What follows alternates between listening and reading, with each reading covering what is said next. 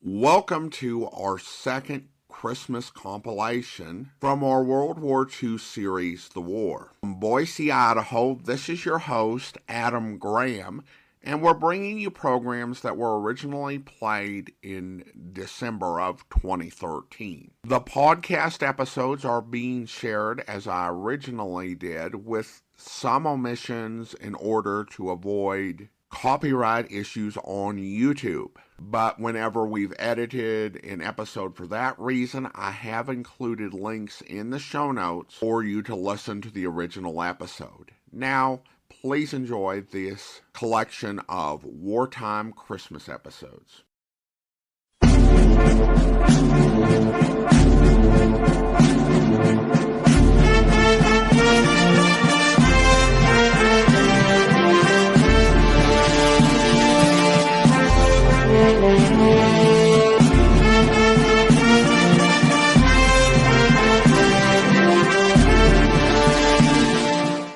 Welcome to The War. From Boise, Idaho, this is your host, Adam Graham. A cavalcade is a procession or parade. And it was with that idea in mind that the Cavalcade of America came to air in 1935, telling the stories of those who had come before us, a long march of American history. Emphasis, particularly in the early years, was on people of science, industry, and great patriots, and less on wars and historic battles. However, World War II changed the Cavalcade of America, at least during the war years. People at DuPont, who sponsored the program with that motto, better things for better living through chemistry, realized that history was being made every single day. And they began to document stories from the war. And they weren't just the well-known battles. They were the stories of people who were critical to the success of the war, but who others might overlook. And we'll start bringing you some of these stories after Christmas. Today's program, it was something also unusual for the Cavalcade. It was a nativity program. It was written by Stephen Vincent Benet. Benet is best known to Americans today as the author of The Devil and Daniel Webster. But he spent the last few years of his life using his considerable talent in the service of the war effort. So without any further ado, from February 20th, 1943, here is A Child is Born by Stephen Vincent Benet.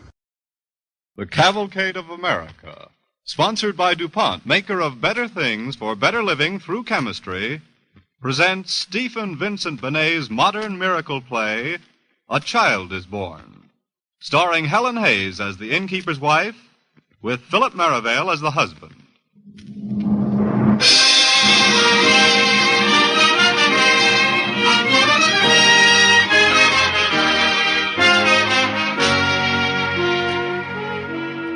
Ladies and gentlemen, Stephen Vincent Benet's reverend and inspiring play, A Child is Born, was especially written for Cavalcade 1 year ago.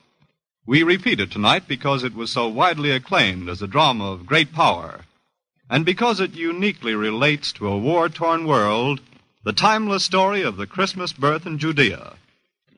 To introduce A Child is Born, Cavalcade is privileged to present William Rose Benet, brother of the late Stephen Vincent Benet. Mr. Benet. Christmas this year is not merely a day of gifts and trees. Our nation is learning something that is said in the drama you are about to hear. We are learning that life can be lost without vision, but not lost by death. The man who wrote those words died speaking against tyrants. The dream of human brotherhood was his dream. Now the tide of battle is turned. Slowly but surely we are wearing down the forces of manifest and unbearable evil. But there is also this. What my brother meant when he said here, something is loose to change the shaken world. He meant a better future for all men. Remember that. The voices that speak here are not only of their time, but of our own. The voice of the thief Dismas, not least. This is truly a miracle play, old but forever new.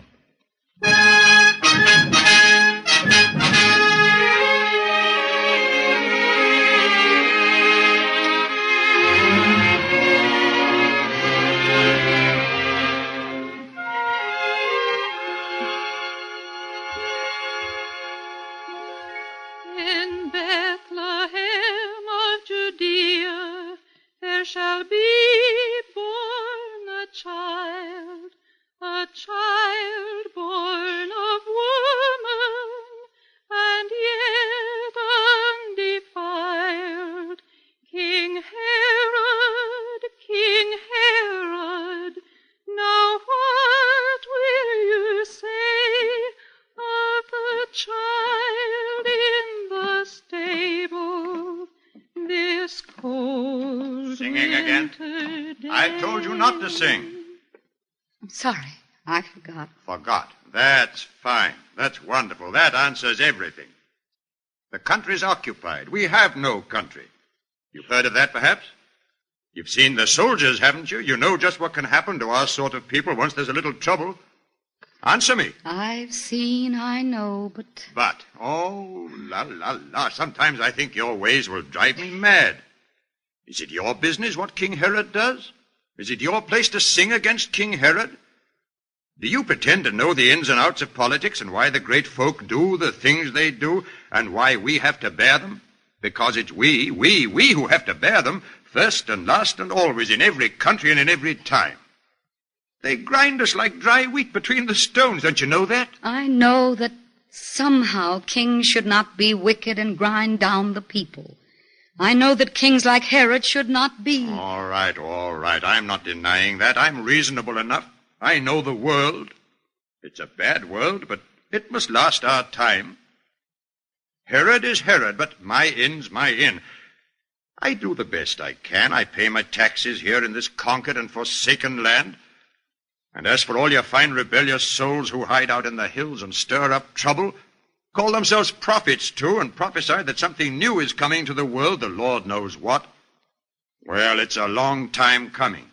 And meanwhile, we're the wheat between the stones. Something must come. Believe it if you choose. But meantime, if we're clever, we can live and even thrive a little. Clever wheat that slips between the grinding stones and grows into the good, the profitable grain. At least if you'll not sing subversive songs to other people but your poor old husband, who loves you still in spite of all your fancies and always will. Come, wife, I've got some news. I didn't mean to be so angry with you. Give us a kiss. I couldn't help the child. I know you think of that this time of year. He was my son, too, and I think of him. I couldn't help his dying. No, my husband. He stretched his little arms to me and died.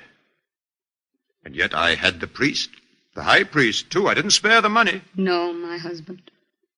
I am a barren bough. I think and sing and am a barren bough. Oh, come. The fault is mine. I had my joyous season. My season of full ripening and fruit, and then the silence and the aching breast. I thought I would have children. I was wrong. But my flesh aches to think I do not have them. I did not mean to speak of this at all. I do not speak of it. I will forget, not sing at all. It was long past and gone. Tell me your news. Is it good news? The best. The prefect comes to dinner here tonight with all his officers. Oh, yes, I know, the enemy, of course, the enemy. But someone has to feed them. And they'll pay? Cash. On the nail? Yeah. Good. I thought you'd say so. Oh, we'll make no great profit, not tonight. I've seen the bill of fare they asked of me. Quails in midwinter. Well, we'll give them quails. Charge them for them, too. You know the trick? Yes. They must be well served. I'll care for that. The honest innkeeper, the thoughtful man. Oh, do not spoil my servants with largesse, your worship. And he won't. He pinches pennies. But once he's come here, he will come again, and we shall live, not die. And put some coin, some solid, enemy, and lovely coin under the hearthstone, eh? Spoil the Egyptians, eh? Hark, what's that? Oh, I'll go. The maids aren't up yet. Lazy bones. A minute, just a minute. It's early yet. You needn't beat the door down. This is an honest inn. Good morning. Hail, Caesar. Are you keeper of this inn? Yes, sir. Orders from the prefect. No other guests shall be entertained at your inn tonight after sundown. The prefect wishes all the rooms to be at the disposal of his guests. Sir, when the prefect first commanded me, there was a party of my countrymen engaged for a small room. He'd hear no noise at all. This is the prefect's feast, the Saturnalia. You've heard your orders. Yes, sir. Yes, indeed, sir. See, they are carried out. No other guests. Hail, Caesar. Hail, Caesar. Well, that's pleasant. All rooms at the disposal of the prefect. No other guests. Remember, no other guests. I will remember. Do so. It is an order. Now, about the quail. You'll make the sauce. That's the important thing. A crow can taste like quail with a good sauce. You have your herbs? Yes. Well, then, begin. It's morning and we haven't too much time. Sarah? Leah? Where are those lazy servants? Leah and Sarah, come and help your mistress. I'll rouse the fools. There's work to do today.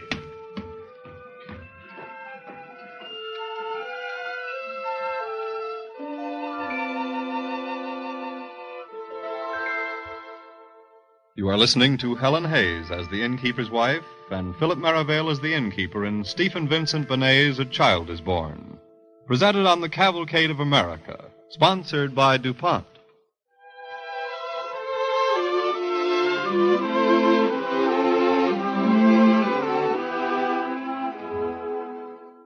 And the day passed, and night fell on the town, silent and still and cold. The houses lay huddled and dark beneath the watching stars, and only the inn windows streamed with light. Gentlemen, men of Rome, What's the prefect saying? mindful of Rome's historic destiny and of our good friend King Herod, who has chosen alliance with Rome rather than a useless struggle, keep them under with a firm hand. What is he saying up there? I don't know. I don't know the big words. The soldier said... Oh, you and your soldier. Oh, he's not so bad. He brought me a trinket, see? You and your Roman trinkets. Here, what's this? Why are you standing idle? They're calling for more wine. Let Leah serve them. She likes their looks. Sarah. Yes, mistress. Please, Sarah. We've talked like this so many times. Very well, mistress, but let her go first. Get up the stairs, you little soldier's comfort. I hope he pinches you. Mistress, it's not my fault. Does Sarah have to... Go, both of you. Very well. You ought to beat the girl. She's insolent and shows We it. can't be too hard on her. Her father's dead, her brother's in the hills. And yet she used to be a merry child. I can remember her when she was merry, a long time since. You always take their side. Yet you think a self-respecting inn could have some decent and well-mannered maids?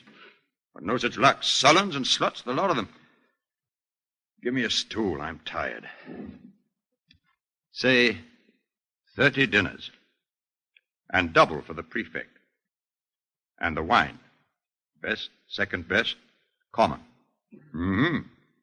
Not bad. But then, why do you sit there staring at the fire, so silent and so waiting and so still? I do not know. I'm waiting. Waiting? For what? I do not know. For something new and strange. Something I've dreamt about in some deep sleep. Truer than any waking. Heard about long ago. In sunshine and the summer grass of childhood when the sky seems so near. I do not know its shape, its will, its purpose, and yet all day its will has been upon me. And there is light in it, and fire, and peace, newness of heart, and strangeness like a sword, and all my body trembles under it. And yet I do not know. You're tired, my dear. Well, we shall sleep soon. No, I am not tired. I am expectant as a runner is before a race, a child before a feast day, a woman at the gates of life and death. Expectant for us all, for all of us who live and suffer on this little earth with such small brotherhood. Something begins. Something is full of change and sparkling stars.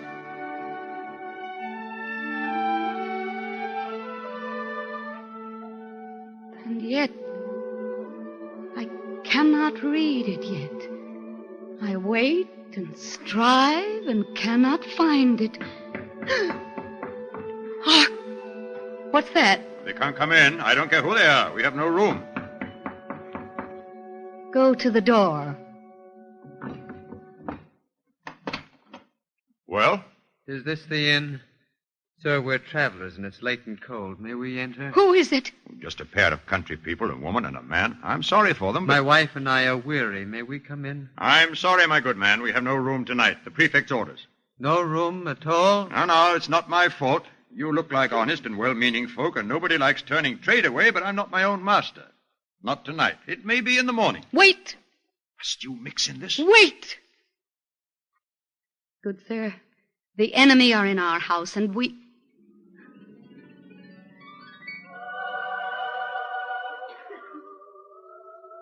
Oh, I did not see your wife. I did not know. Her name is Mary. She is near her time. Yes. Yes. Go, get a lantern. Quickly. What? Quickly. I once had a child. We have no room, that's true.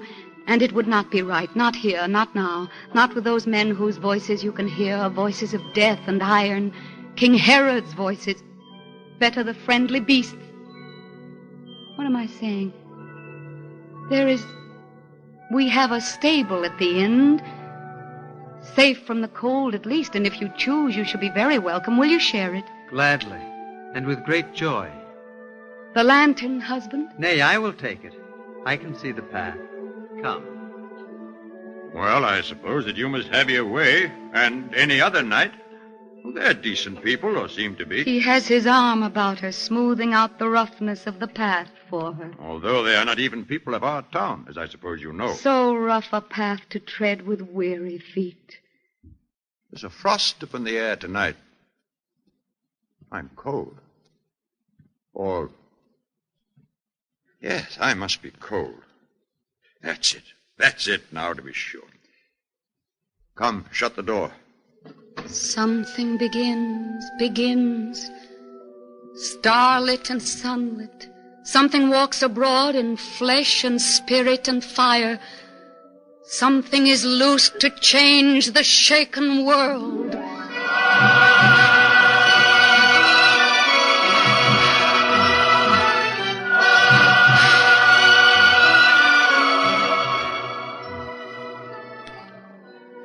The night deepens. The stars march in the sky. The prefect's men are gone. The inn is quiet. But in the street outside... Watch by night with a hay, with a hoe, a star shone over us so bright, we left our flocks to seek its light. Who sings so late? How can they sing so late? I'll go and see. Wait, I'll rub the window pane. It's rhymed with frost. They're shepherds from the hills. Shepherd? Yes, mistress. They have crooks and staves. Their tattered coats are ragged on their backs. Their hands are blue and stinging with the cold. And yet they all seem drunken. Not with wine, but with good news. Their faces shine with it. Cold and so late, poor creatures. Call them in. The prefect's men are gone. Aye, but the master... He's dozing. Do as I tell you. Come in! Come in! Tarry a while and rest! We cannot stay. We follow the bright star. Excelsis Deo, Gloria Where did they go? Would they not stay with us? Mistress, they did not even look on me. They looked ahead. They have gone toward the stable. The stable of our inn. The stable of our inn? And they are gone. Aye, gone, but... Mistress, do you hear? Hear what? The tread of steeds on the hard ground. Iron-hoofed, ringing clear. A company that comes from out the east. I've never seen such things. I'm afraid. These are great lords. Great kings with strange and memorable beasts. And crowns upon their heads. What's that? What's that?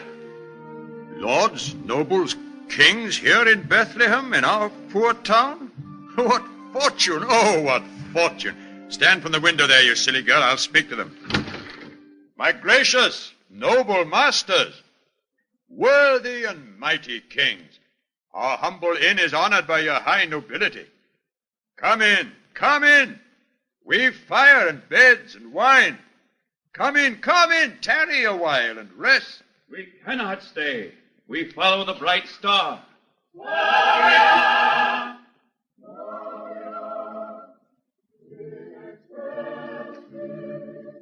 I do not understand it. They are gone. They did not even look at me or pause, though there's no other inn.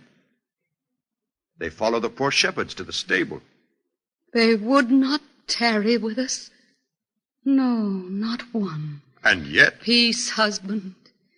You know well enough why none would tarry with us, and so do I. I lay a while in sleep, and a voice said to me, Gloria, Gloria, Gloria in excelsis Deo. The child is born, the child is born. And yet I did not rise and go to him, though I had waited and expected long. For I was jealous that my child should die and her child live. And so I have my judgment, and it is just. Dreams. Were they dreams, the shepherds and the kings? Is it a dream? This glory that we feel streaming upon us and yet not for us. Now, mistress, 'tis my fault, not yours. You told me seek the strangers in the stable and see they had all care, but I forgot. Mistress, the fault was mine. You told me also, but I did not go. If there was any fault, wife, it was mine. I did not wish to turn them from my door, and yet... I know I love the chink of money. Love it too well. The good, sound, thumping coin. Love it, oh God, since I am speaking truth, better than wife or fire or chick or child. Better than country, better than good fame. Would sell my people for it in the street, or for a price, but sell them. And there are many like me, and God pity us. God pity us, indeed, for we are human and do not always see the vision when it comes, the shining change, or if we see it, do not follow it because it is too hard, too strange, too new. And now I know this, standing in this light, who have been half alive these many years, brooding on my own sorrow, my own pain. Life is not lost by dying. Life is lost minute by minute, day by dragging day, in all the thousand small, uncaring ways, the smooth, appeasing compromises of time, which are King Herod and King Herod's men, always and always. Life can be lost without vision, but not lost by death. Lost by not caring, willing, going on beyond the ragged edge of fortitude to something more, something no man has seen. You who love money, you who love yourself, you who love bitterness, and I who loved and lost and thought I could not love again, and all the people of this little town, rise up! The loves we had were not enough. Something is loose to change the shaken world, and with it we must change. Now, that's well said. Who speaks there? Who are you? Who? Oh, my name is Dismas. I'm a thief. You know, the starved, flea-bitten sort of boy who haunts dark alleyways in any town, sleeps on a fruit sack, runs from the police, begs what he can, and borrows what he must. That's me. How did you get here? By the door, innkeeper, the cellar door. The lock upon it's old. I could pick locks like that when I was 5. What have you taken? Nothing. I tried the stable first, and then your cellar. I slipped in, crept up, rolled underneath the bench while all your honest backs were turned, and then... And then? Well, something happened. I don't know what. I didn't see your shepherds or your kings, but in the stable I did see the child. Just through a crack in the boards, one moment's space. That's all that I can tell you. Is he for me as well? Is he for me? For you as well? Is he for all of us? There are so many of us, worthy mistress. Beggars who show their sores and ask for alms. Women who cough their lungs out in the cold. Slaves, oh, I've been one. Thieves and renegades who knife each other for a bit of bread, having no other way to get the bread. The vast sea of the wretched and the poor, whose murmur comes so faintly to your ears in this fine country. Has he come to all of us or just to you? To every man alive. I wish I could believe. And if you did, no doubt you'd give up thieving. Gently, lady, gently. Thieving's my trade. It's the only trade I know. But if it were true, if he had really come to all of us, I say to all of us, then honest man or thief, I'd hang upon a cross for him. Would you? Yeah, I see I've said something you don't like. Something uncouth and bold and terrifying. Yet I'll tell you this. It won't be till each one of us is willing, not you, not me, but every one of us, to hang upon a cross for every man who suffers, starves, and dies, that there will be no crosses and no tyrants, no Herods and no slaves. Well, it was pleasant thinking things might be so, and so I'll say farewell. I've taken nothing. And he was a fair child to look at. Wait. Why? What is it you see there by the window? The dawn. The common dawn.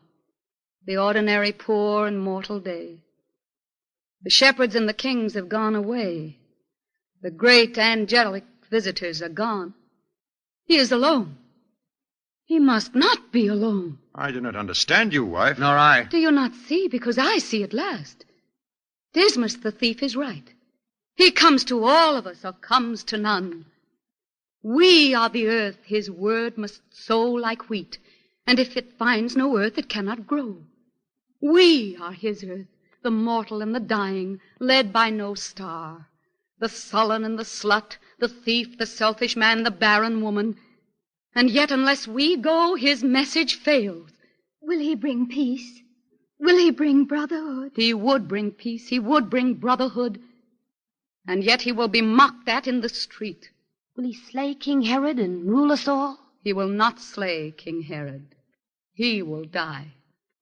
There will be other Herods, other tyrants, great wars and ceaseless struggles to be free, not always won. These are sad tidings of him. No, no, they are glad tidings of great joy, because he brings man's freedom in his hands. The thought, the wish, the dream of brotherhood, never and wholly to be lost.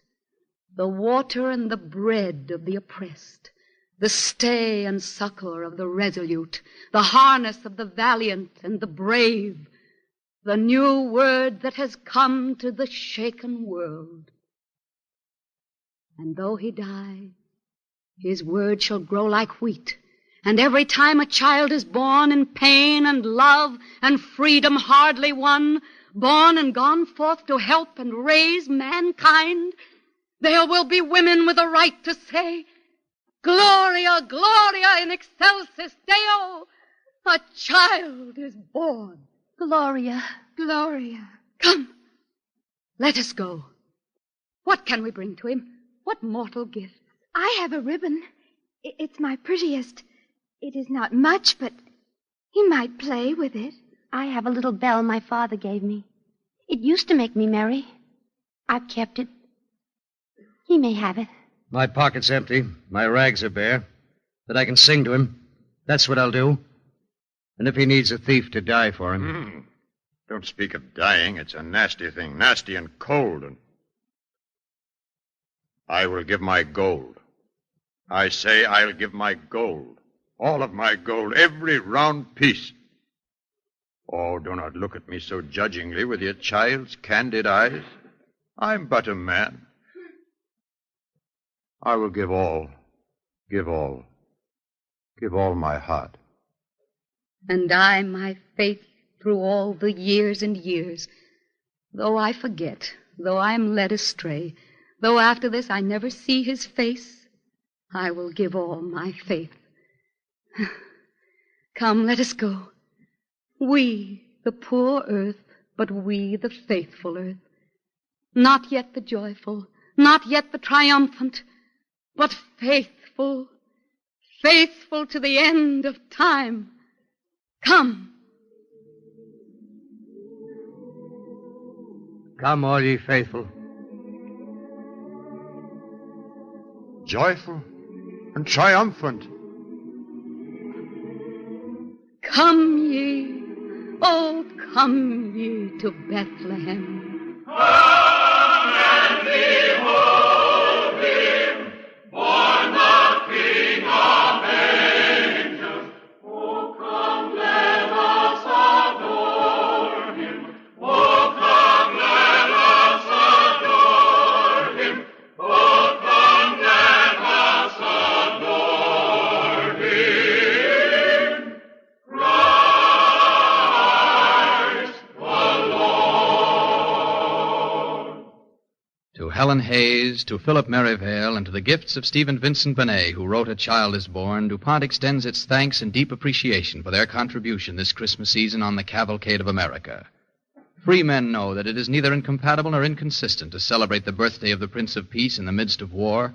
Only free men and those who fight for freedom know that this time we have the chance to create the peace that was promised that first Christmas long ago.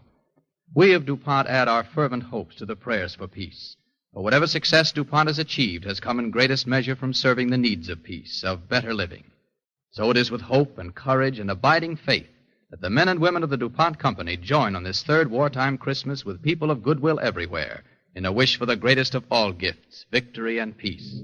DuPont invites you to be its guest next Monday evening at the same time when Cavalcade presents Richard Arlen as the twice-shipwrecked Archie Gibbs, an U-boat prisoner, one of the most exciting stories to come out of the submarine war in the Atlantic. The orchestra and chorus this evening were under the direction of Donald Voorhees with special musical score composed by Arden Cornwall. This is Carl Frank sending best wishes from Cavalcade sponsor, the DuPont Company of Wilmington, Delaware. This is the National Broadcasting Company.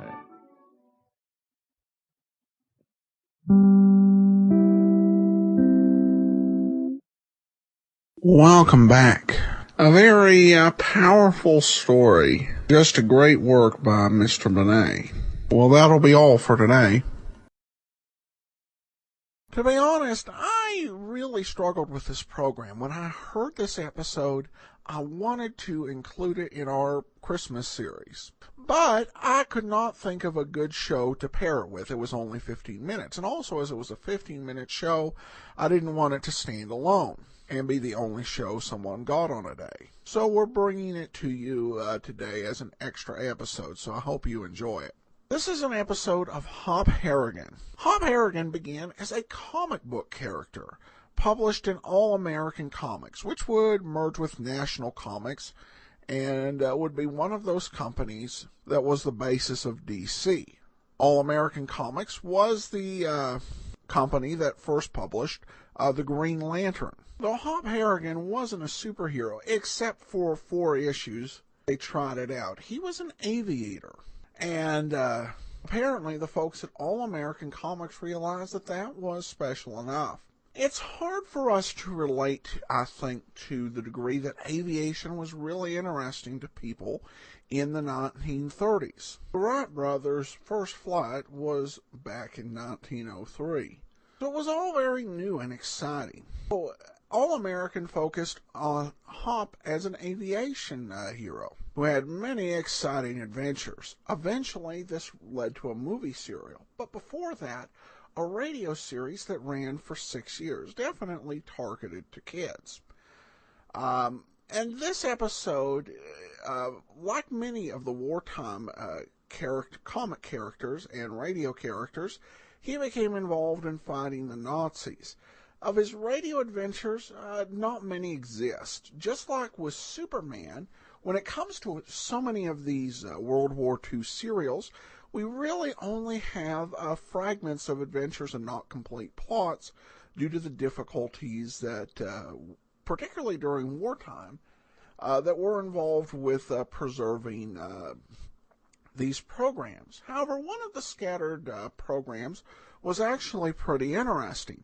Not only was it pretty interesting, but it doesn't really require any other programs. So here is today's episode of Hop Harrigan from December 25th of 1944. The title, Bailed Out Over Austrian Alps. Grape Nuts Flakes present Hop Harrigan, America's ace of the airwaves. CX-4 calling control tower. CX-4 calling control tower. Standing by. Control tower back to CX-4. Wind southeast. Ceiling 1200. All clear. Okay. This is Hop Harrigan. Coming in.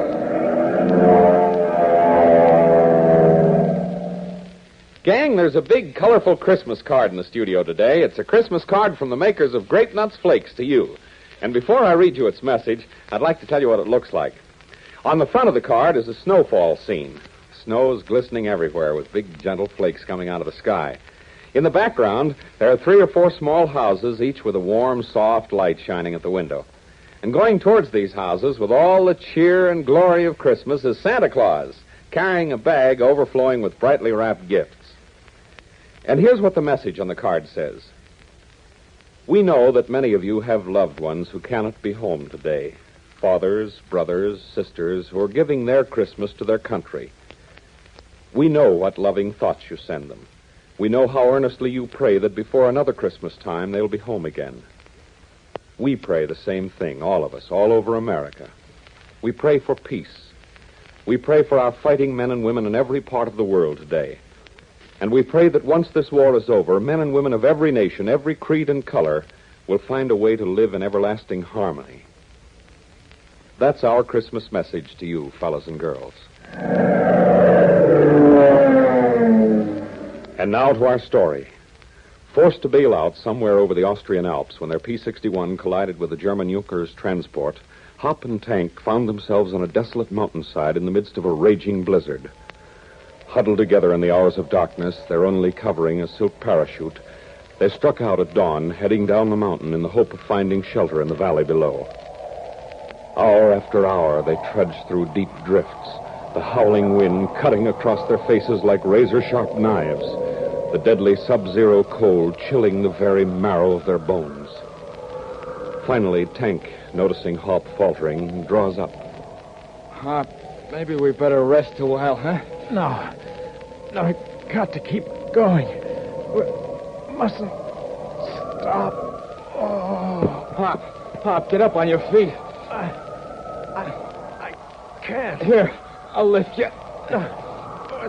It's no use, Tank. I'm so tired. No, don't go to sleep. Hop, please, snap out of it. I'll be all right if I sleep. No, you can't. Don't close your eyes. Hop, please wake up. You mustn't go to sleep. You mustn't.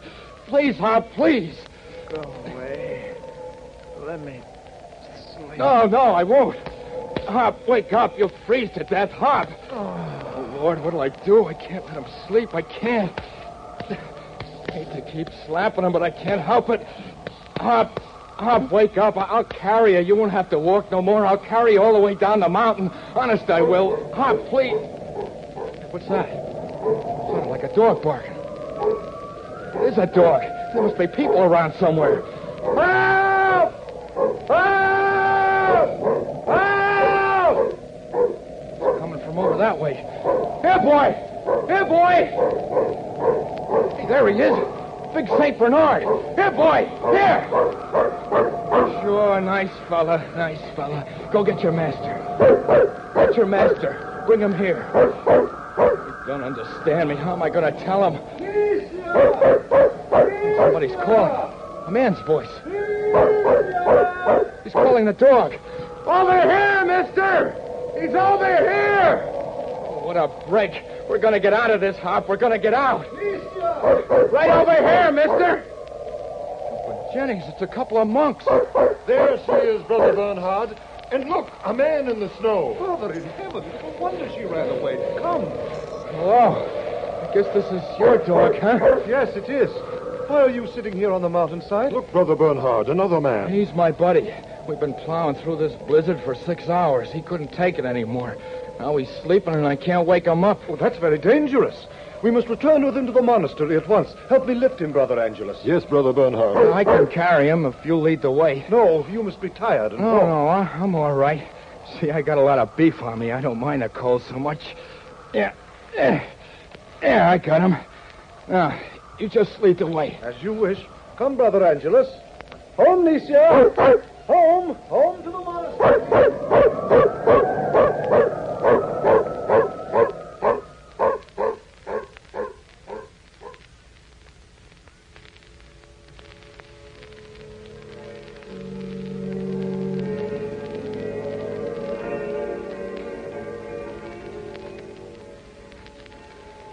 Gosh, it's peaceful here.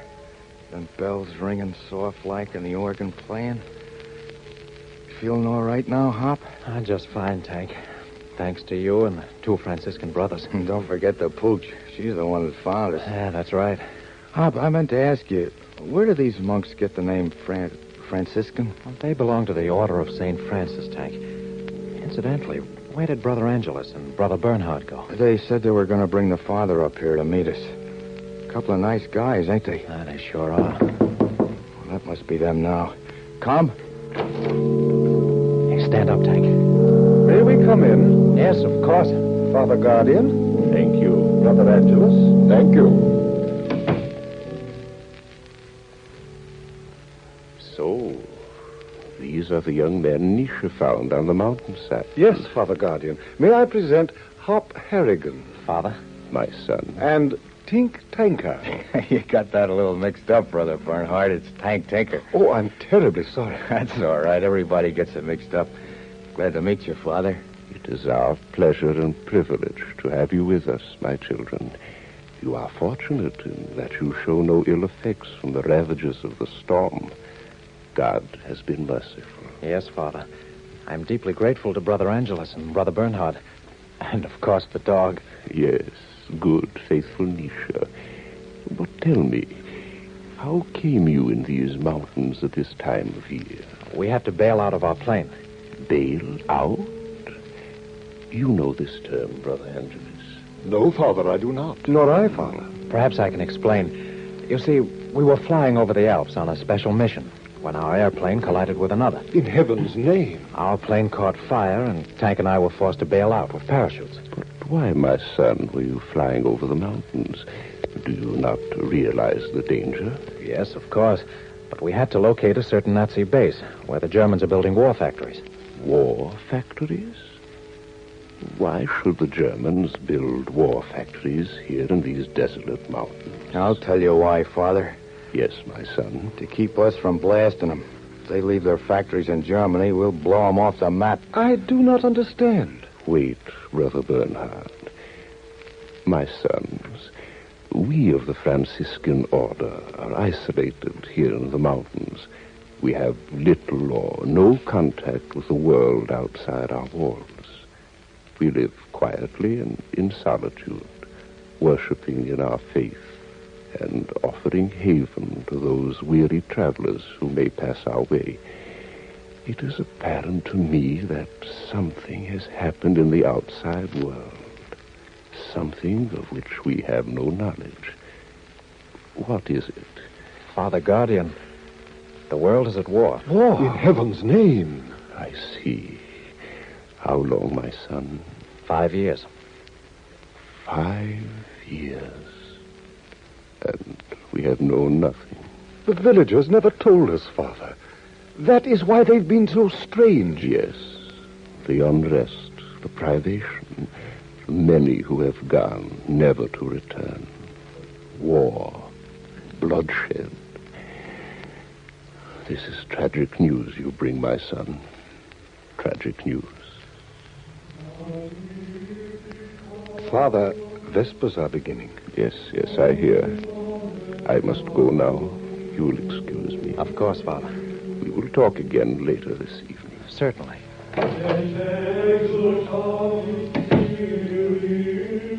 I'm afraid we upset the father. Yes, he has been deeply affected. It is strange to him that men must fight and shed blood, for here we know only peace and tranquility. Don't seem like there is a war listening to that choir. Sounds a lot better than machine guns and ack-ack, don't it, Hop? Yes, Tank. A lot better. We too must go now, Brother Angelus. Father Guardian will be displeased if we miss Vespers. Come. Perhaps the young gentleman would like to watch the monks chanting the Vespers, if they so desire. We'd be very grateful, Brother Bernhard. Can they not stand on the balcony overlooking the choir? Yes, of course. Come with me. Swell guys, ain't they, Hop? Uh-huh. Swell.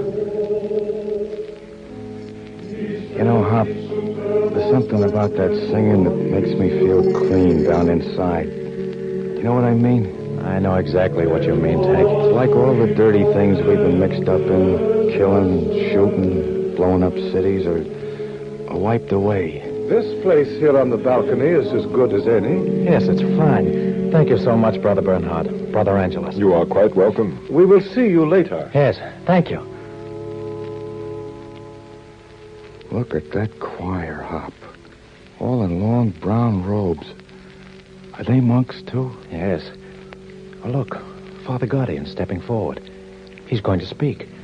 Divinum auxilium maneat semper nobis.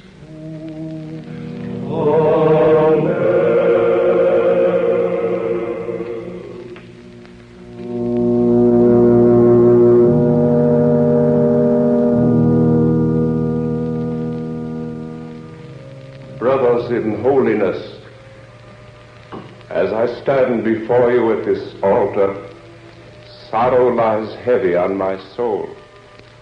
While we have lived our cloistered life here in the fastness of the mountains, yielding our bodies and minds to the divine service of the Almighty, we have abandoned His children, His people who are at war with one another. The glorious star which rose that holy night and promised peace and goodwill to all mankind has lost its radiance. I know not why the children of God destroy one another. I know not the cause of the conflict. Such knowledge is not for one as simple as I. But, my brothers, I beg you, on this holiest of days, join with me in a fervent prayer that the misguided men who bear arms in the name of evil and oppression may be led once again along the path of righteousness.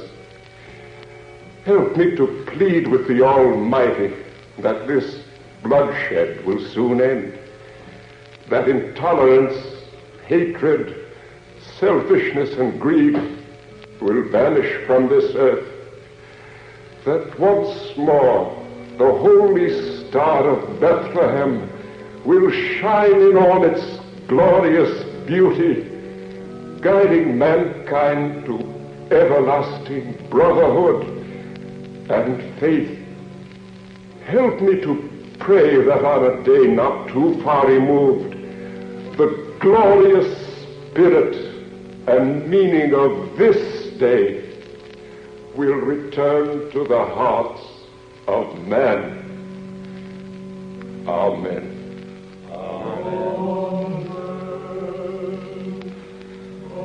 That was beautiful, Hop.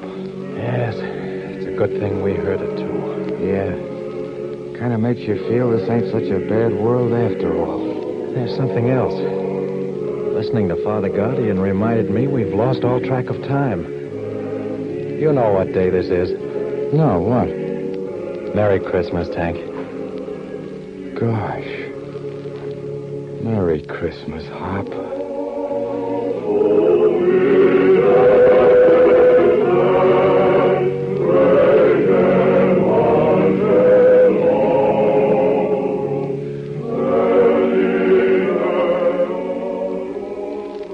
And now, from Hop Harrigan and Tank Tinker, from the folks who make Grape Nuts Flakes, and from Glen Riggs, Merry Christmas to you all.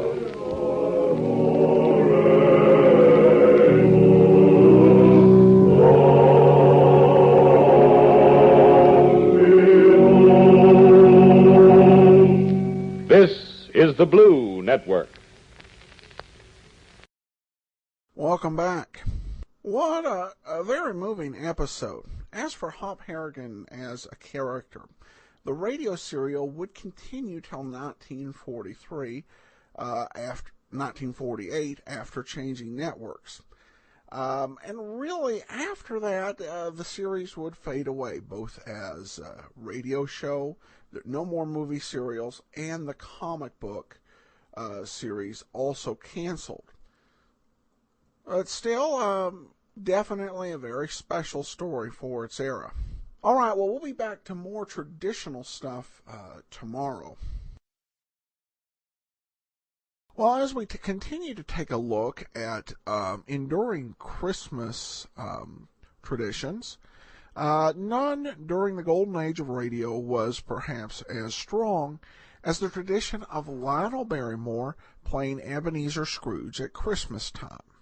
From 1934 until his very last Christmas on Earth in 1953, Lionel Barrymore appeared as Ebenezer Scrooge 18 times, only missing in 1936 when his wife died just before the performance and he could not go on, and his brother John went in his stead, and 1938 when Orson Welles decided he wanted a crack at Scrooge. Starting in 1943, his performance of the Christmas Carol took the place of the regularly scheduled episode of his show, Mayor of the Town.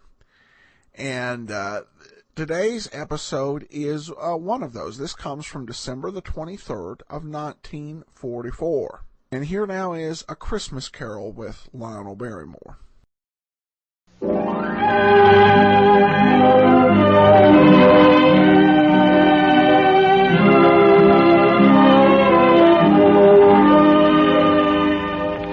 Good evening, ladies and gentlemen. On this Christmas Eve, once again, Lionel Barrymore sets aside his role as mayor of the town to take you back to a Christmas Eve 100 years ago with his unforgettable portrayal of Scrooge. And now, Lionel Barrymore in Dickens' A Christmas Carol.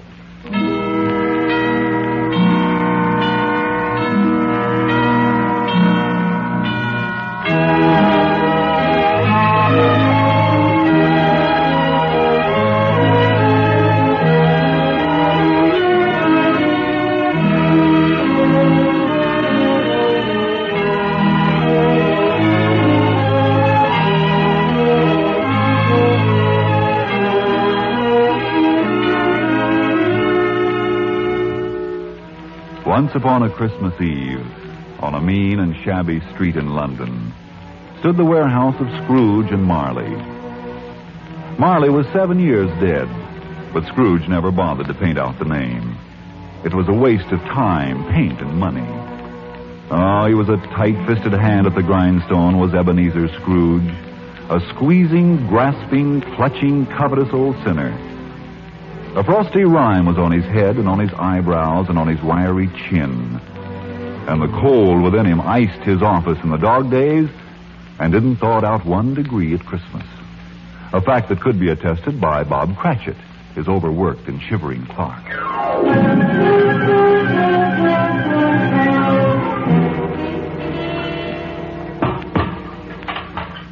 And what do you think you're about to do with that coal scuttle, Mr. Cratchit? Well, you see, my stove's gone out, Mr. Scrooge. Indeed? It was a very small fire to begin with, sir. Tell me, Mr. Cratchit, You like working here? Oh, yes, indeed, sir. And you have need of the 15 bob I pay you every week? Need? Oh, yes, indeed, sir. You see, there's my wife, and Tiny Tim, and Belinda, and Martha, and... Then may I suggest you forget the fire and get back to your work? Unless, of course, you would prefer to keep Christmas by losing your situation. Losing? Oh, no, sir. I'll get on with copying those letters at once, sir. I'm very sorry, Mr. Scrooge. It won't happen again, sir. I promise you. And chase that blasted little sweep away from the door. Christmas carol.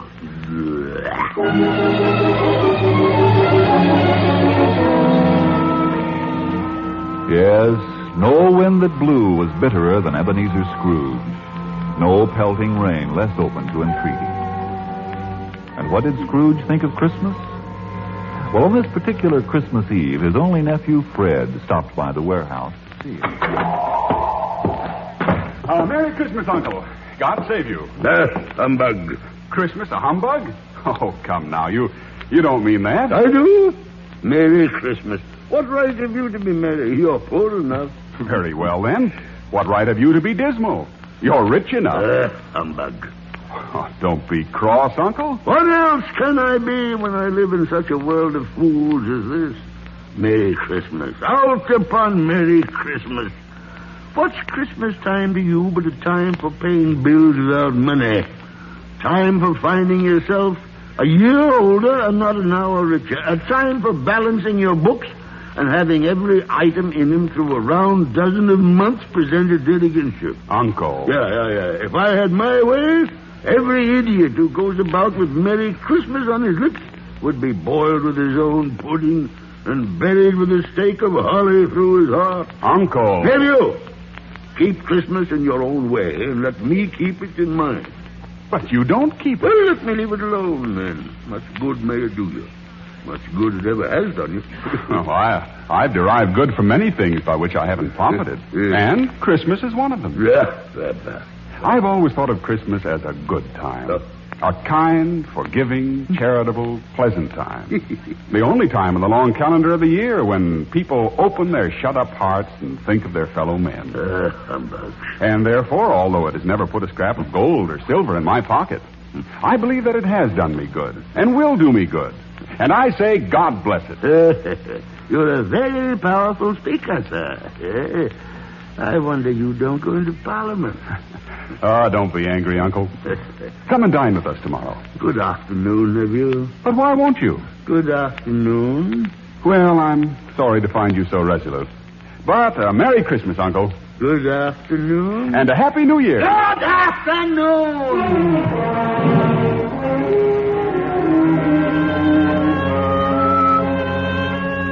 No, Scrooge didn't believe for a moment that Christmas was a kind and charitable time. He proved it that very same afternoon when two gentlemen stopped at his warehouse to collect his Christmas donation to the poor. At this festive season of the year, Mr. Scrooge, it is more than usually desirable that we should make some slight provision for the poor and destitute. Indeed. Tell me, are there no prisons? Oh, plenty of prisons. And the workhouses, are they still in operation? They are, although I wish I could say they were not. The treadmill and the poor law, are they still in full vigor? Both very busy, sir. Very well, then. What do you want of me? A few of us are endeavoring to raise a fund to buy the poor some meat and drink and means of warmth. Now, what shall we put you down for? Nothing. Oh, you wish to be anonymous. I wish to be left alone. Mr. Scrooge. I don't make myself merry at Christmas, and I can't afford to make a lot of idle people merry. I help support the prisons and the workhouses. They cost enough, heaven knows. And those who are badly off they can go there. But many can't go there, and many would rather die than go there. Oh, if they'd rather die, they better go and do it. And decrease the surplus population. Besides, I find it quite enough for a man to mind his own business and not interfere with other people's. Mine occupies me constantly. Good afternoon, gentlemen. Good afternoon.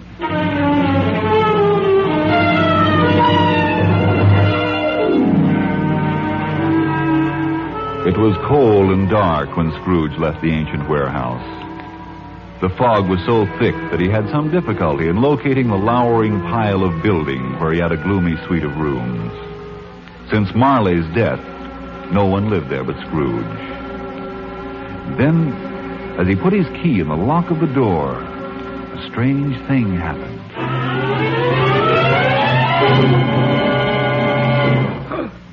That door knocker. I could have sworn it was Marley's face. Oh, humbug. Scrooge entered, then locked and double-locked the door behind him. He wasn't a man to be frightened by a door knocker. Humbug. He lit his candle and started up the stairs, his footsteps echoing through the quiet house.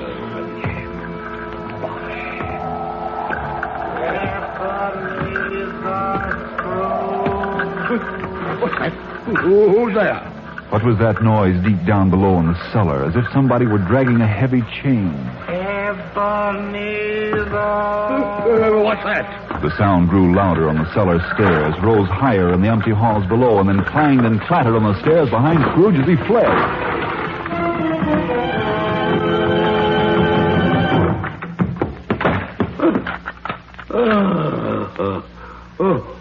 That's humbug.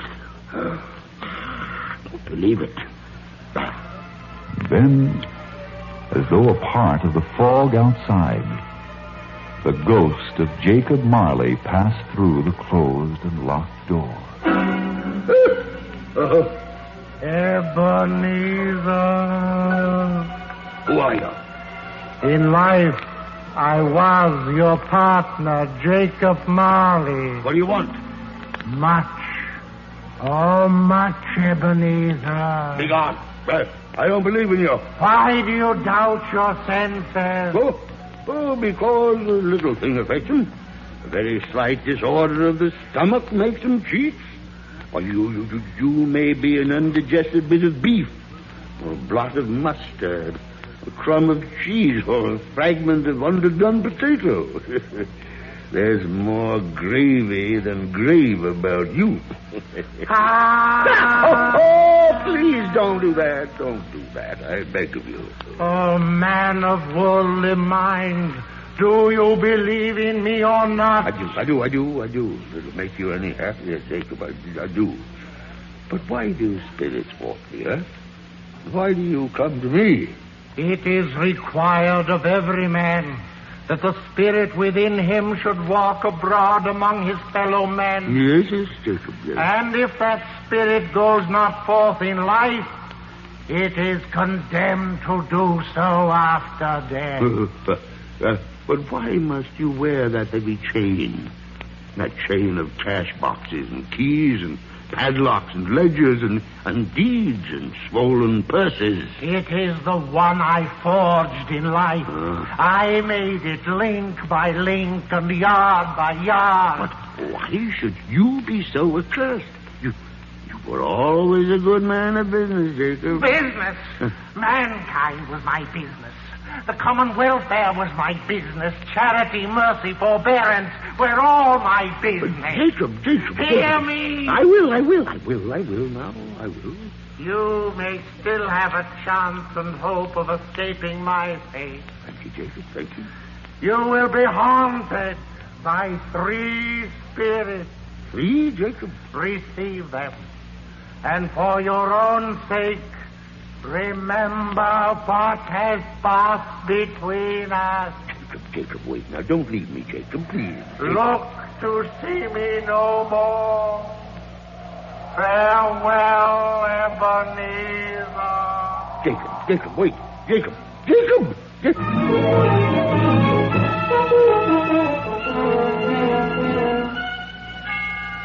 Ebenezer Scrooge. Huh? Oh. Who are you? I am the ghost of Christmas past. Rise and walk with me. Walk? In my slippers? Dressing gown and nightcap? Come, we will leave by the window. Oh, no. That's all very well for spirits, but I'm only a mortal and liable to fall.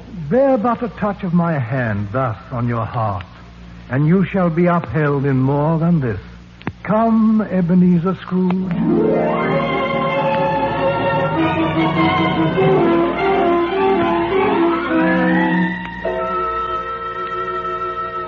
just below us, Ebenezer Scrooge.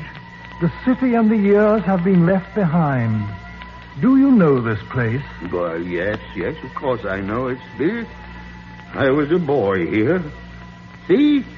There's my old school with the cupola and the bell hanging in it. An ugly, lifeless place. It looks quite deserted. It was Christmas Day. All the boys had gone home for the holiday. All? Who is that lonely child left behind and chided for his tears by the schoolmaster? I was that child, Spirit. Oh, no, Master Ebenezer. No tears, if you please. There's nothing more degrading than self-pity. Besides, Christmas isn't at all important. A very wise man, the schoolmaster. Don't you agree, Ebenezer? Oh, of course I don't agree. Why, Christmas is very important to a child of that age, Spirit. Poor boy, I wish... Oh, well, it's too late now. What is it? Oh, nothing much. There was a boy singing a Christmas carol outside my warehouse. I wish I'd given him something, that's all. Yes? Come, let's see another Christmas.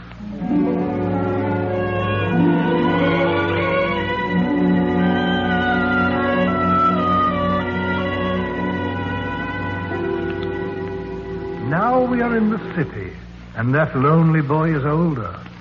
Do you know this warehouse, Ebenezer? Know it? Of course I know it. I was apprenticed here. Were you happy? Oh, yes. I was very happy, Spirit, very happy. My employer was a kind man, and... Well, why, bless his heart, there he is. It's old Fezziwig alive again.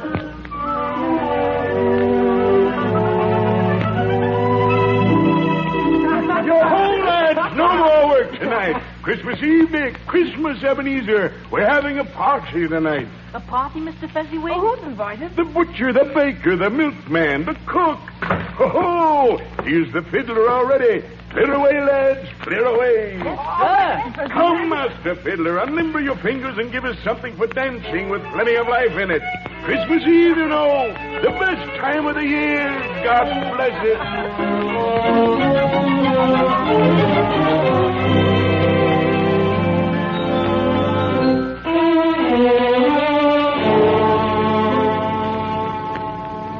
A very simple and foolish man, old Fezziwig, with no head at all for business, Ebenezer Scrooge. Nonsense, Spirit. Why, he was one of the greatest men alive. Indeed? I only wish... Yes? Oh, nothing. I was just thinking of my own clerk, Bob Cratchit, that's all. Strange. But my time grows short, and there is one more place we must visit. Come.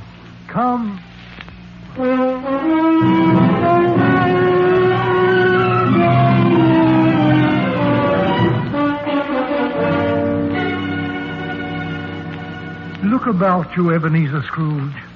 That man and woman so busy wrapping up Christmas gifts for children. Do you know them? I know the woman, yes. We were to have been married. But she felt we weren't suited to each other. Didn't she release you from your promise because another idol had displaced her? A golden idol? Yes, she said something like that. Yes. Great pity. Listen, they speak.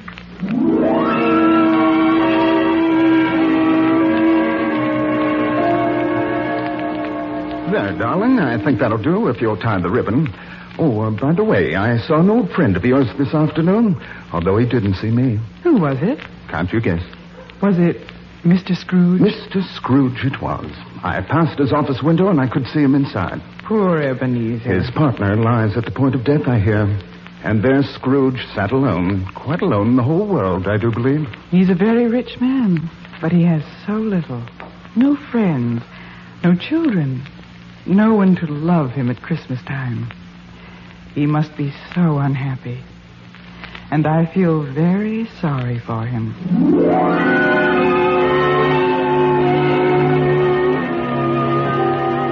Spirit, remove me from this place. Not yet. Oh, not yet, Ebenezer Scrooge. You have seen the past. Now prepare yourself to meet the spirit of Christmas present.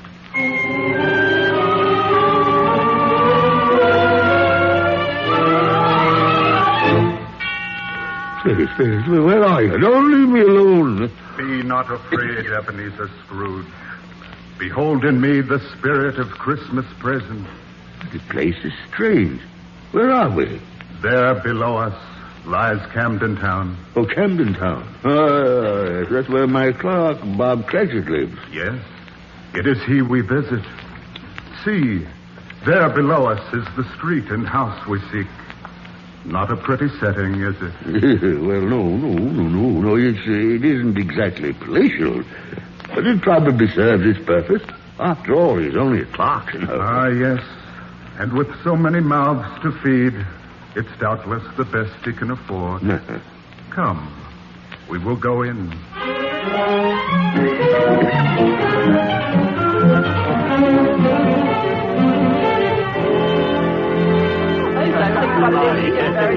Oh, the gravy, good heavens, I nearly forgot the gravy. Here, Belinda, you watch the applesauce. Yes, Mother. Martha, you dust off the hot plate. I will. And Joseph and Thomas can start setting the chairs at the table. Yes, Mother. Yes, Mother. I don't see what's keeping your father and Tiny Tim. Well, perhaps the church service is extra long. 10 minutes more and the goose will fall apart. And the pudding will be overdone. Oh, no. Here they come now. They're just turning the corner. Tiny Tim's riding on Father's shoulder. Oh, thank heavens. Open the door, Father, Belinda. Yes, Mother. Get in, Stephen. Oh, pause now. This is a wild horse with a black mane. He gallops and prances and runs like the wind. Hi-ho. Merry Christmas, everybody. Merry Christmas. Merry Christmas, everybody. Hi-ho. Down you come. There. Joseph, Thomas, take him off and get those hands clean for dinner. Come on, Tiny Tim. Just wait till you see what's in the oven. There never was such a bird. Now, don't waste any time. Everything's ready. How did he behave in church, Bob? Oh, as good as gold and better. You know, somehow he gets thoughtful sitting by himself so much. Thinks of the strangest things you ever heard. I know. He told me coming home that he hoped that people saw him in church because he was a cripple.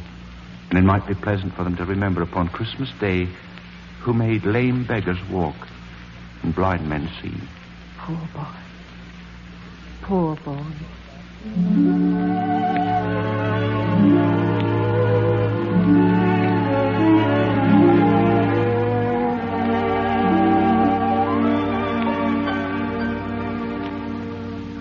Why are there tears in your eyes, Ebenezer Scrooge?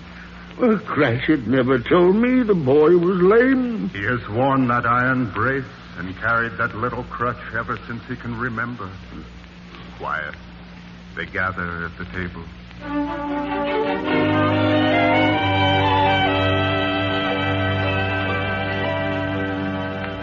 A toast. A toast to the founder of the feast. I give you Mr. Scrooge. The founder of the feast, indeed. I wish I had him here. I'd give him a piece of my mind to feast upon. My dear, Christmas Day. Well, I'll drink his health for your sake and the day's, not for his. And a Merry Christmas to us all, my dears. God bless us. God bless us. And what do you say, Tiny Tim? God bless us, everyone.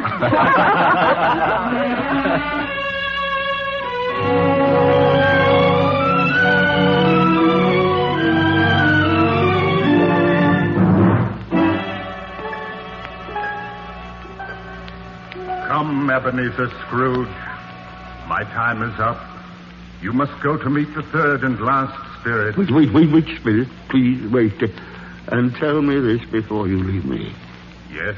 Tell me, will Tiny Tim live?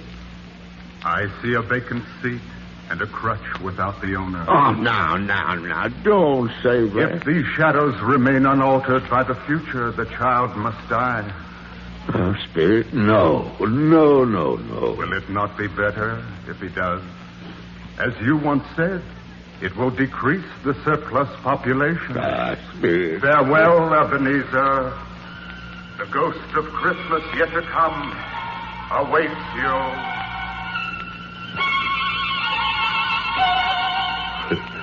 Where am I? What place is this?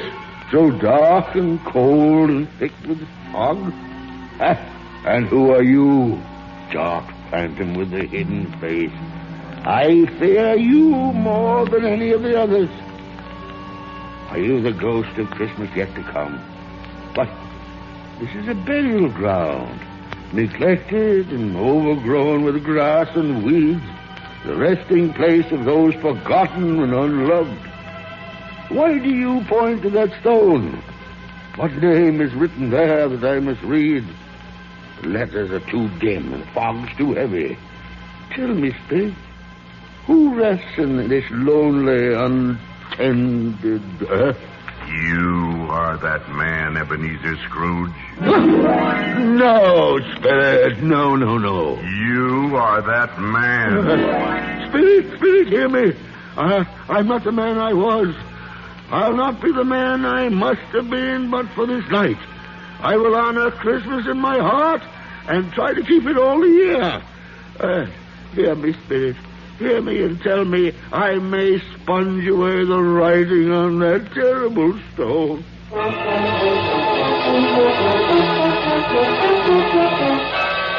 Spirit, hear me. Spirit. Well, you're not a spirit at all. You're my own bedpost. There isn't any graveyard. This is my own room. And there's the door where I saw Marley's ghost. And there's the window where the first bit... Why, it's broad daylight. No fog, no mist. It's a beautiful, sunny, glorious day. And people on the street all dressed in their best. And church bells, too. Must be Sunday. Oh, boy. Boy, you down there? Yes, sir? What day's today, my fine fella? What day? Why, this is Christmas Day, of course. Christmas Day! Christmas Day! Then I haven't missed it. The spirits have done it all in one night.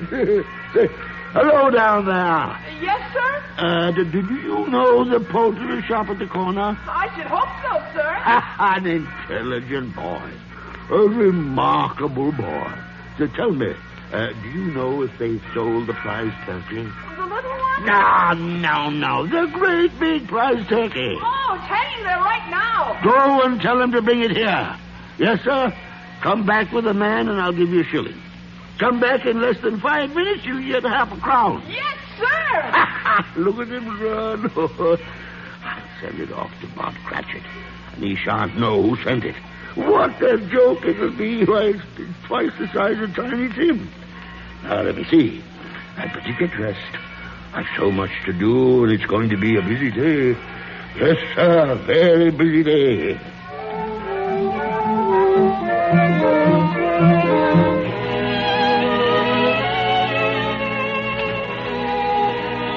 And it was a busy day. Ebenezer Scrooge was out observing Merry Christmas in the merriest way. And he looked so delighted that people just couldn't resist speaking to him.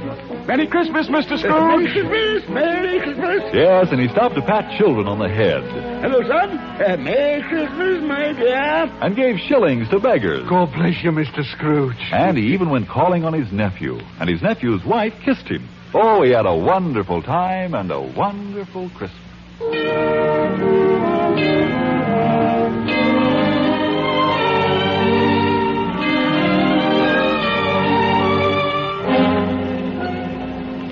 The morning after Christmas, he was early at the office.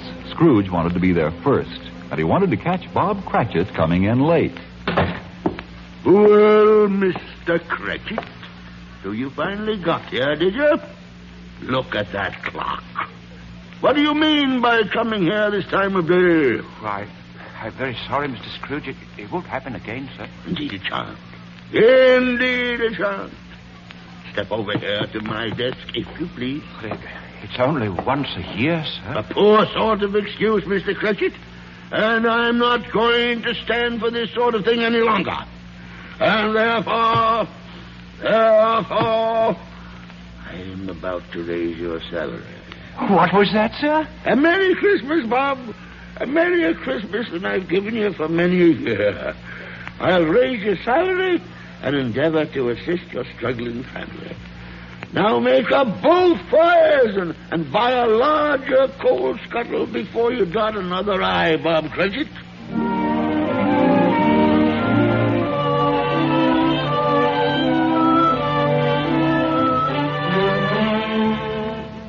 And Scrooge was even better than his word. He did it all and infinitely more. And to Tiny Tim, who did not die, he was a second father. He became as good a friend and as good a man as the good old city ever knew, or any other good old city, town, or borough in the good old world. And it was always said of him that he knew how to keep Christmas well, if any man alive possessed the knowledge. May that be truly said of us, and all of us.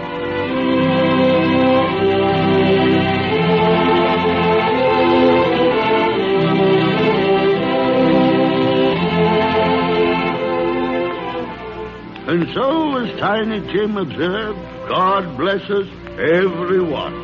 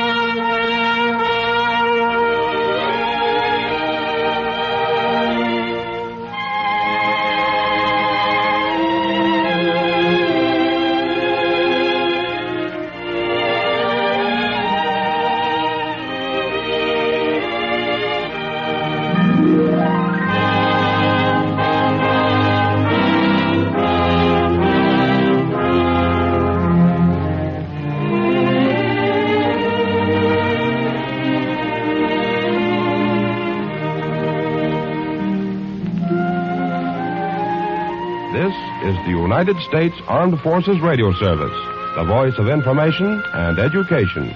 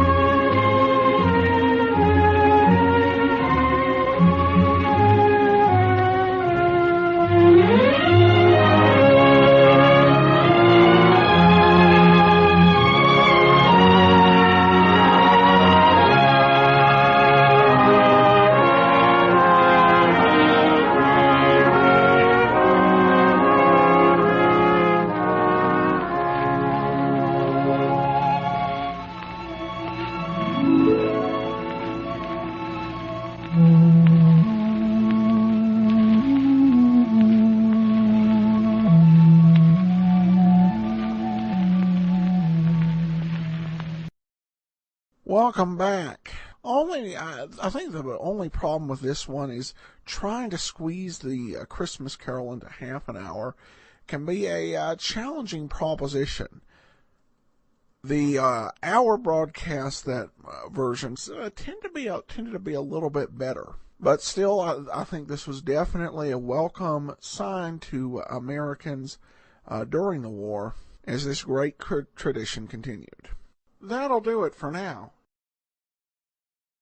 And Americans would continue to do that. They would continue to observe, cherish Christmas traditions. And as we've been talking about over the last few days, those Christmas traditions often involved radio programs. And we're going to play a couple of them. Amos and Andy and Lum and Abner. Both of these were later expanded to half-hour editions. The Amos and Andy version actually became a television special, and if you care to, you can watch that over on YouTube. Just put Amos and Andy Christmas, and it will come out near the top. However, for the sake of time and to kind of capture the essence of these plays as originally written, we're just going to stick to the 15-minute versions. In the case of Amos and Andy, this 15-minute version actually is what aired during the war, and Lum and Abner did not have the half-hour version until 1948. So we're going to start with the Amos and Andy Christmas Show. This one aired December the 24th of 1941. So let's go ahead and take a listen. Campbell's Soup bring you Amos and Andy.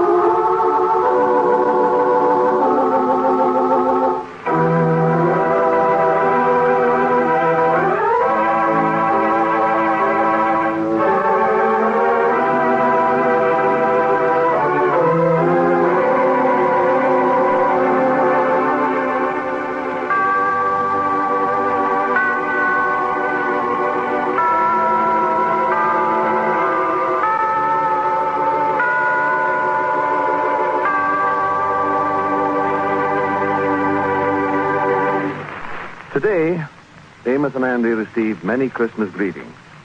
Both boys are extremely happy and are looking forward to Christmas Day. As the scene opens now, we find Amos in the front room of his flat. Andy has just entered carrying a few packages. A small lighted Christmas tree sits on a table in one corner. In the back room, Amos's baby boy is asleep in his crib, and his little daughter is preparing for bed. Ruby and her mother have just gone out for a short while. Here they are. Well, come in there, son. You look like Santa Claus there with all that stuff. Yeah, how is you, boy? How is fine. you? Merry Christmas. Yeah, same to you. Doggone, that tree looks good. Yeah, don't it look pretty? Yeah, wait a minute. Let me lay these packages down here on the sofa. Oh, you making the rounds, ain't you, son? Yeah, making the rounds, spreading good cheer. That's the stuff. Oh, boy, that is a pretty tree, too. Yeah. Got a lot of lights on there, boy. Yeah, we saved some of them from last year, and then we got another new string this year and added on to it. Oh, that's good. Yeah. Well, we just decorated that tonight. Uh-huh. Ruby and her mama is going out to take a few things to some poor people that they know here in town. They'll be gone about an hour. Yeah, well, I'll leave these packages here. Leave these, all of them? Oh, sure. Here's one for Ruby. Here's one for her mama. Oh, let's see. There's one for you right there. Oh, thank you. And there's a little rattle in here for your baby. Oh, gee whiz, look at here. And here's a package for your oldest child, your little girl. Oh, certainly a Santa Claus this year, Andy. Thank you so much. Well, that's all right. I see a lot of stuff over at my place from your house.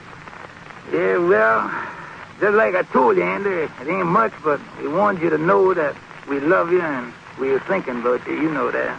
Oh, well, Amos, I feel better this Christmas than I ever felt. Yeah. By the way, when you open up your packages? Well, the kids get up early, and, well, we all get up and start early Christmas morning. And by the way, don't forget that you promised me this morning that you'd be here for Christmas dinner with us. Yeah. Well, that sure is nice of you, all right, because the other Christmas dinners didn't work out so good. Oh, it didn't, huh? Well, we want you here, so now we're going to count on that. Oh, yeah. Well, that's swell. Yo. Well, I got to get going, son. I got to drop in on 2 or 3 people to say hello to them. Yeah, well, I hate to have you rush off, Andy. Don't you want to sit down a little while?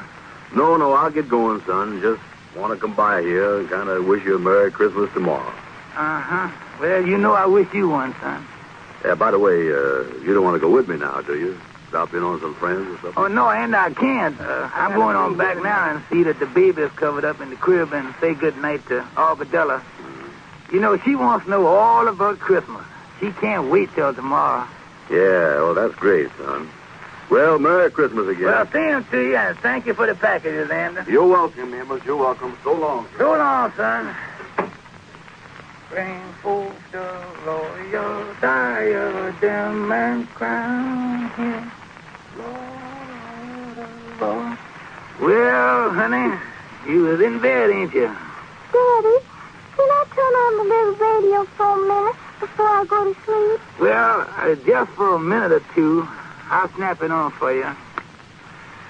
Say, we let it warm up a few seconds. We don't want to wake up baby, you know. Oh, music never wakes him up, Daddy. Yeah, well, now, let me straighten your covers a little bit here. Mm-hmm. You said your prayers? Oh, Mommy heard my prayers before she went out, Daddy. Oh, that's good, yeah. Glad the of Paul that. Taylor Chorus continues with the Lord's Prayer.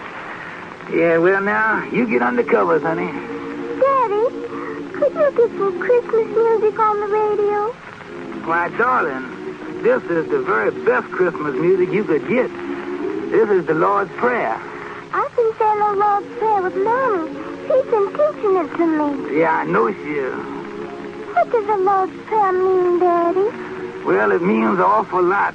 And with the world like it is today, darling, it seems to have a bigger meaning than ever before. Well, what does the Lord's Prayer mean?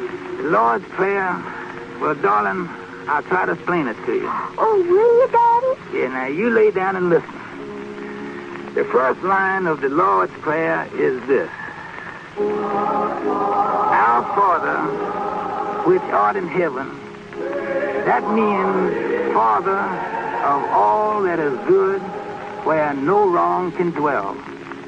Now the next line is, Hallowed be thy name. That means, darling, that we should love and respect all that is good. Oh. Thy kingdom come, thy will be done in earth as it is in heaven. That means, darling, as we clean our hearts of all hate and selfishness and fill our hearts with love, the good, the true, and the beautiful, then this earth will be exactly like heaven. Oh, that would be wonderful, Daddy. Then it says, give us this day our daily bread.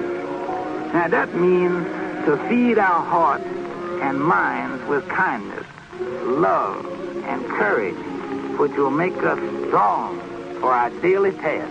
Mm-hmm. And then it says, and forgive us our debts as we forgive our debtors.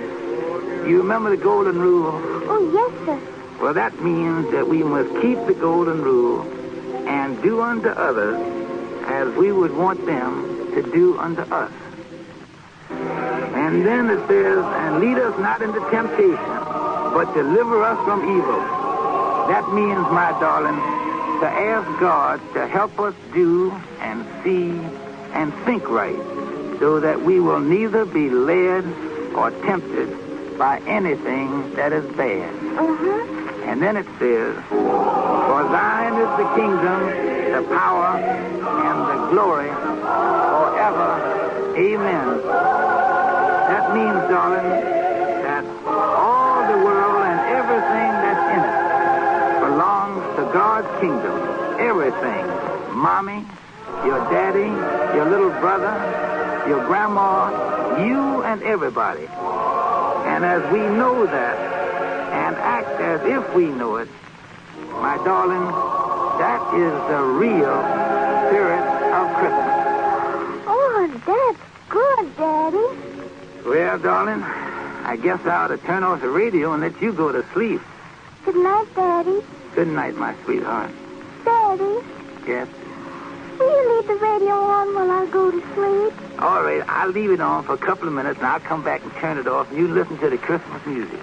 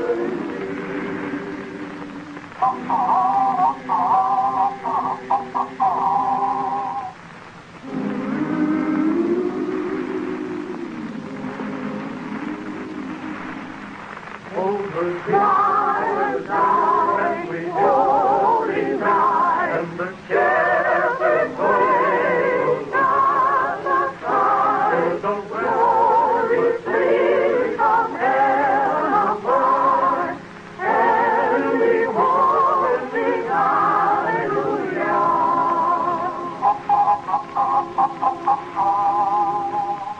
Christ the Savior is born.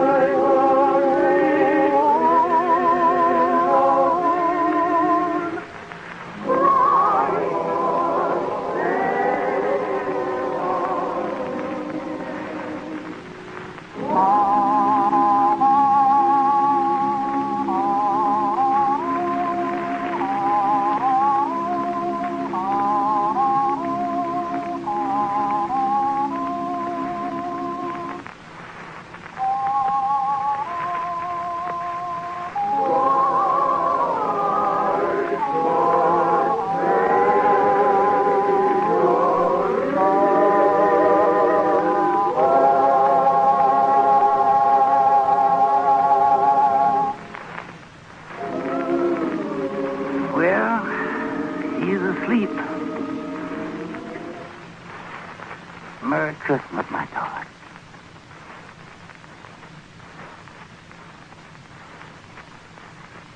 Tomorrow is Christmas, the day of all days when old friendships and family ties are renewed and strengthened. This year, more than ever, the real fundamental things in our life stand out from the trivial and inconsequential. The Christmas service at church has more meaning. The old words, freedom, equality, tolerance, character, take on new values.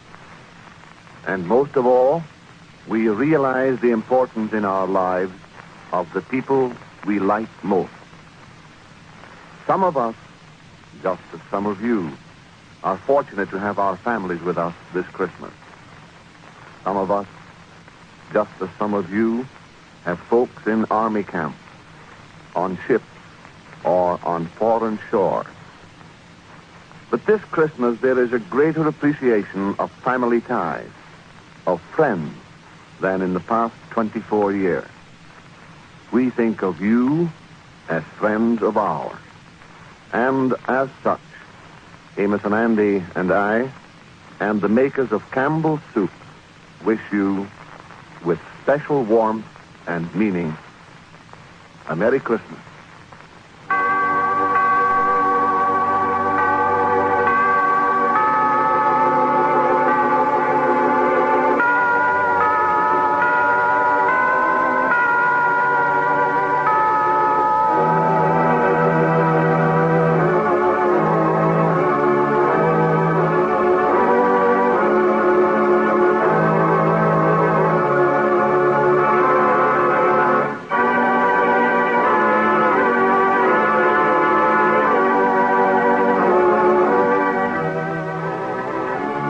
Amos and Andy in person will return to you tomorrow at this same hour. This is Bill Hay speaking for Campbell's Soup, bidding you all good night. And inviting you to stay tuned in for Lanny Ross, who follows immediately on this station. Welcome back. Next up on our list is the Lum and Abner Christmas program. We don't have the 1941 Christmas show, but we have the 1942 episode. And except for the year, the program really is the same from year to year. And this was a very popular program. It was so popular, they went to Hollywood for a while to work on building a film career and stopped doing their radio program. And they were actually invited, not having a current radio show, to come on and do a special broadcast just to broadcast this in 1940. Well, they did have the regular program for Alka-Seltzer when this was broadcast, so let's go ahead and take a listen to the Christmas show for Lum and Abner from December the 24th of 1942. Merry Christmas, everyone. From Lum and Abner and their sponsors, the Miles Laboratories, makers of Alka-Seltzer, and One-A-Day brand vitamin tablets. At this time, we'd like to pause here for a moment to thank each and every one of you listeners for your many expressions of friendship and loyalty, for your purchases of Alka-Seltzer and one-a-day vitamins, for your many letters telling us how much you enjoy these regular visits down in Pine Ridge. In turn, to show their appreciation to you, Lum and Abner have tried especially hard to add their bit to your day's pleasures by giving you a few moments of good, wholesome humor and homespun philosophy. It's our hope, then, that you'll continue to listen and to enjoy. For our part, we'll try our best to make you glad you came. Well, it's Christmas Eve in Pine Ridge now. As one glances down its quaint, darkened streets, lined with snow-covered homes, lights twinkle forth from shuttered windows as on Christmas times gone by. And within these homes, the spirit of Christmas shines brighter than ever as these simple American folks sing peace on earth, goodwill to men. Inside the Jot 'em Down store on this Christmas Eve, we find Lum and Abner winding up a very busy day. Listen. Well, there you are, Newt. Will there be anything else now? No. I reckon that's about all. Couldn't carry no more, no ways. No. No, not unless you got about 3 or 4 more arms. How much does that come to, Lum? Let's see here. $6.90. Fair enough. There you are. 5, 6.50, 75, 85, 90. There you are. Yeah. Much obliged to you, Newt. You're welcome. Say, here's an extra bag of candy for the young'uns. Well, much obliged to you. That's mighty thoughtful of you, Lum. Oh, not at all. Say hello to the missus, and I hope you have a Merry Christmas. Thanks. The same to you. Yeah, Merry Christmas, Newt. Oh, me granny's I'm wore to a frazzle. Wore to a frazzle. Doggies, me too. Reckon it'll be all right, Lum, if I come down early in the morning and finish putting up these orders. Yeah, they mostly groceries, ain't they? Yeah. Well, the folks won't be needing that stuff till tomorrow, no ways. I'll come down and help you in the morning. Well, good. Better get the phone there. It's our ring, I believe. Oh, doggies, I hope it ain't another big order stuff. Hello, Jot 'em Down store and library. Abner Peabody doing the talking. Merry Christmas. Oh, well, we've been busy, Elizabeth. All right, I'll start home right away. Just as quick as we straighten things up a little bit around here. Yeah, well, I'll hurry. Well, honest, I will. All right, honey. Goodbye. Oh, did I believe my woman's mad at me? I ought to have been home an hour ago to decorate the tree. Oh, well, I reckon we may as well close up anyway. It's getting late, and besides, we're mighty nigh sold out of everything. Yes, sir, they come near cleaning us out today, you know what? Well, sir, I'll say one thing about the folks. In spite of their rationing and dim-outs and everything, everybody's doing all they can to keep up the Christmas spirit. Oh, yeah. Now, sir, I like to see that, too, Abner, because that's the kind of a spirit we need in times like these. Yeah, we sure do. I doggies, just look at that toy counter there. Ain't but about a couple of things. Wait a minute. Look there, Lum. Huh? Ain't that an electric train in that box there? Why, sure. Well, I thought we sold that. Well, we sold one. We had 2 in stock this year. Well, I never knowed that. Oh, yeah. Sold the other one to Walt Bates. Walt Bates? Why, his young'uns is way under too young for something like that, ain't they? Of course they are, but just twixt me and you, I think Walt got it mainly for himself. For the land's sake. Growed-up man like him, he ought to be ashamed of himself. Yeah, more likely to have it broke before the young'uns ever get a chance to play with it. What he sees in a electric train, I'll never know. Me neither. I don't even know how the silly things work. You don't? No. Well, ain't much to it.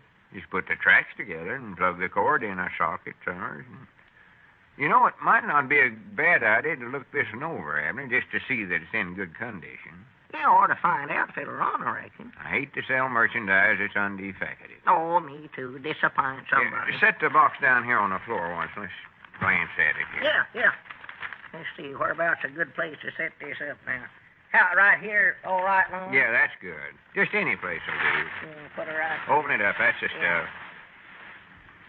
Is there any directions with it? I don't know. Won't need 'em, I don't think. You see, now, first we got to put the tracks together.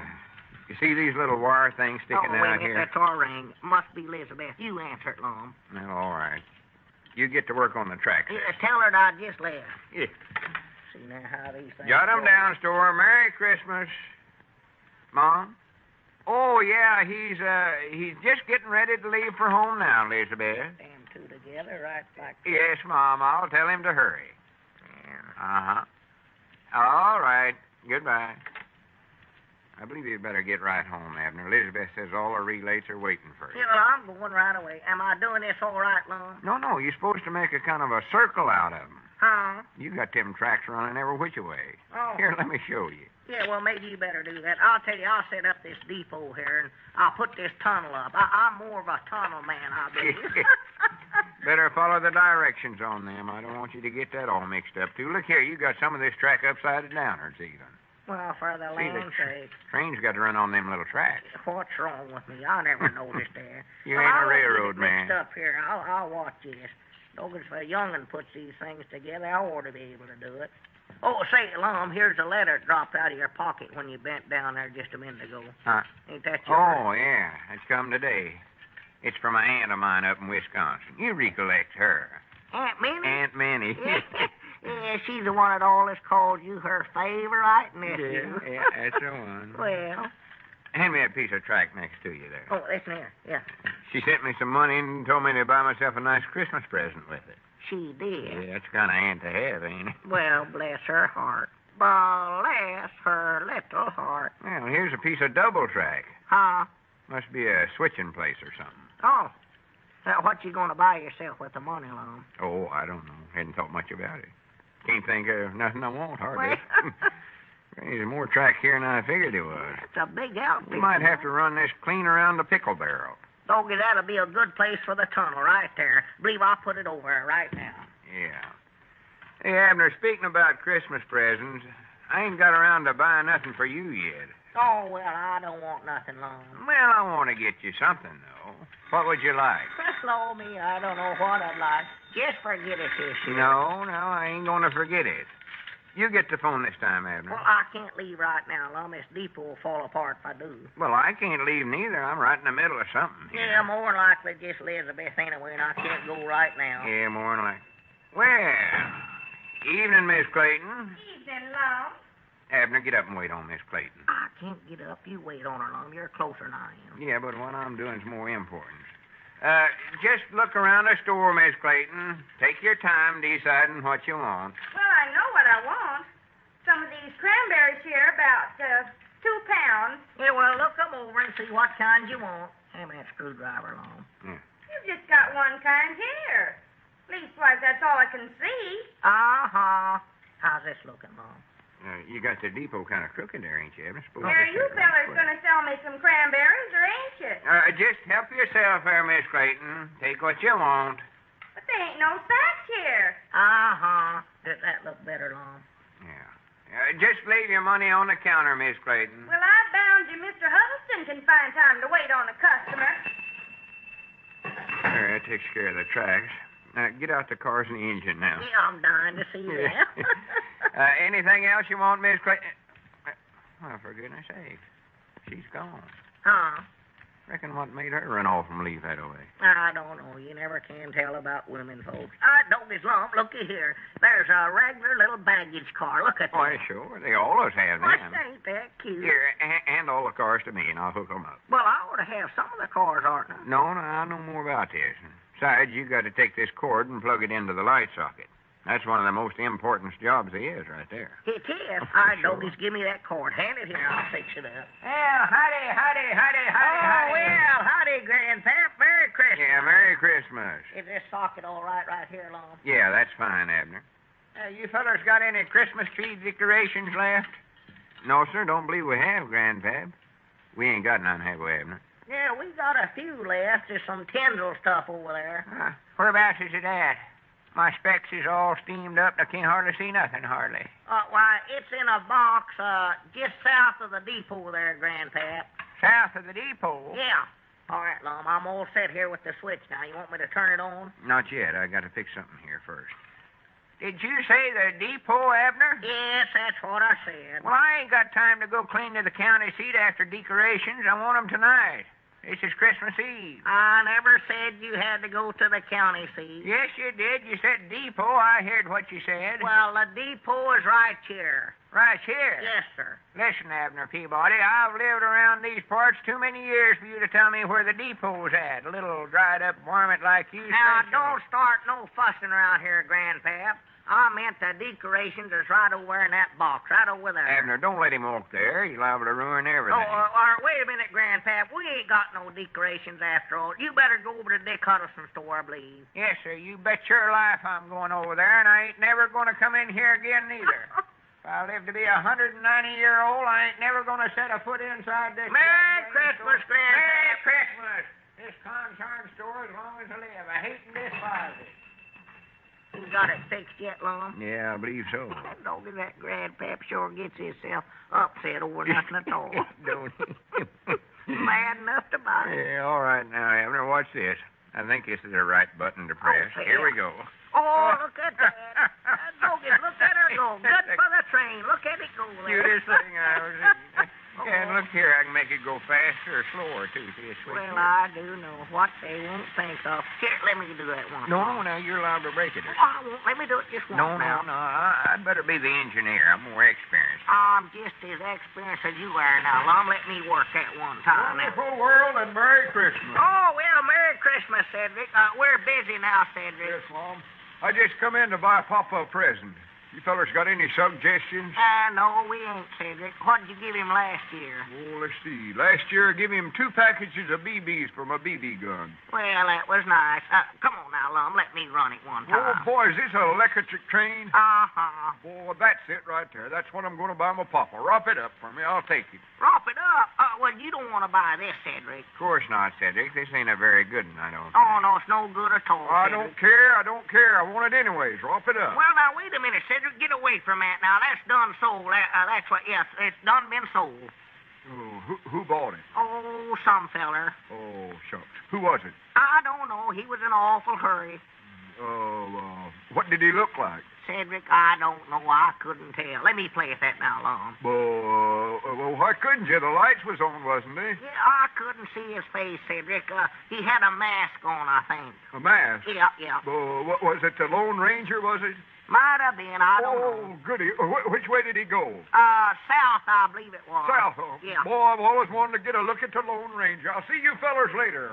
Merry Christmas. Yeah, Merry Christmas, Cedric. Now, Lum, let me run the train. Now, you've been doing it for a half hour now. It ain't been that long. It has done it. Besides, I'm just trying to check everything to see it's in good working condition. Well, I'll check it for you. Wait a minute. There went the phone again. Oh, my. More likely Elizabeth. Now, you better get on home before you get into trouble. Well, are you going home, too? Well, not right away. I'll straighten things up around here first. All right, doggies, I'm going to stay, too, then. No, now it's Christmas Eve, Abner, and your folks are waiting for you to decorate that tree. Lum, do you still want to get me a Christmas present? Well, sure I do. Natural. Well, I've just decided what I want. That electric train, that's what I want you to get me. Oh, Grannies, that's a shame, Abner. It's just been sold. Sold? Why, I was just fooling Cedric when I said that, Lum. I know, but it's actually been sold. Who bought it? Oh, a lady. What lady? A lady that lives up in Wisconsin. She just now bought it for her favorite nephew. Well, it looks as though Lum is going to have a very Merry Christmas this year, doesn't it? And, folks, may this be a very Merry Christmas for you. May the spirit of Christmas and the hope it brings for peace and goodwill among men remain with you always. May the years which lay ahead be good to you and yours. This is the Christmas wish for you from Lum and Abner, their sponsors, the Miles Laboratories, makers of Alka-Seltzer and One-A-Day brand vitamin tablets, and from your announcer, Lou Crosby. Welcome back. Well, a very special Christmas show with some great imagery and emotion. And kind of as you get to the end, a little bit of a turn towards the new year and what all that means. And certainly the prayer for a better new year was something people could relate to in 1942. and indeed as long as the war went on. Well, that will actually do it for today. I want to wish everyone a Merry Christmas. We'll be back here tomorrow with one last episode of our Christmas programming, and then we'll get back into other war stuff on Thursday. And this is our second edition of Adam's Mailbag. And I wasn't planning on doing one of these until after the first of the year, but we've gotten so many emails, I want to be sure that we go through them and give them all justice. So we'll go ahead and do that. I also want to let a listener know who emailed me, John. I actually did receive your email, and this one will be in an episode we do on January the 2nd at the end of the show, but these ones I think just will fit without a specific episode. Okay, well, Val said had a reaction to episode 17, which included a song by Noel Coward, and she said, just listening to London Pride, one of my favorite Noel Coward songs, brings tears every time. It's one of my Desert Island discs. London Pride is not just a beard, but a pretty little flower that grows on London bomb sites, quoting from the song. The flower mentioned is a Saxifraga ex herbium, and I hope I didn't butcher that too badly. A perennial garden flowering plant historically known as London Pride, and which quickly colonized bomb sites. The song was intended to raise Londoner spirits during the Blitz. It was also circulated after the July 2005 bombings. And she sends along a Merry Christmas to me and Mrs. Pox 13. Thanks so much, Val. Renee also comments regarding episode 17. She says, great Noel Coward songs. I've never heard these before. Thanks for posting these shows. And also had a comment on another episode. My 13-year-old son loves old comedies, so he's enjoying the Christmas episodes. He has discovered Gracie, Fibber, and Gildy. Well, hopefully we'll get back around to all three of those programs before the series are over. I definitely know we'll be hearing from Gildy and Fibber McGee before the series is over. And I have to admit, another side effect of this series is just being able to share so many different types of radio programs out there. Is a bit of a sampler. Heidi says, until your podcast, I hadn't realized the extent to which America was militarily building up prior to entering the war. And actually, to be honest, Heidi, I wasn't really aware of it when I started recording the show, but as I thought about it, it does make sense. Because even if America had no plans at all of entering into the war, you still would not want to be caught flat-footed with all of these armed powers and intrigue going on all around you. I think I had in my head, before I started researching it, the image that America had done absolutely nothing since the last war in terms of preparation, and then wham, we had to get ready. I think our national leaders, they showed more foresight than perhaps that image gives them credit for. She also comments, my husband and I love your new podcast, The War. I feel like I'm on a journey, starting from a place of anti-war, going through the neutrality of America, and now the bombing of Pearl Harbor. I can hear how American sentiment evolved. Old-time radio brings this historical period to life. I've enjoyed the mix of speeches, dramas, comedy, and commentary. I'd also like to cast my vote for the opening music. I think it fits the time period perfectly. Well, thanks so much, Heidi. And she's writing from Guantanamo Bay in Cuba. Tammy says, these recordings have been so wonderful to listen to. I lost track of how many times I've had tears in the corner of my eyes. Listening to these has brought a renewed understanding of the times, not just the Christmas performances, but from your first podcast. Listening to men making decisions to stay or flee, watching their comrades die, has just been so moving. I appreciate all that you do, Adam. Thank you so much, and I wish you a very happy holidays. Well, thanks so much, Tammy. Also, I have had some listeners point out to me that they had the same episode download for episode 32 and episode 33. That was in error on my part and has been corrected, so re-download episode 32 and you should be set. Also received a comment from Robin regarding our Bing Crosby episode.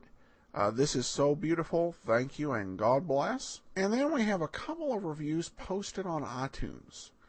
First from Winemaker 1856. Adam does a great job on all of his podcasts, and the war is no different. What an interesting view of pre-war isolationism in America. Really a different perspective of America is shown on the radio programs of the pre- and early war era.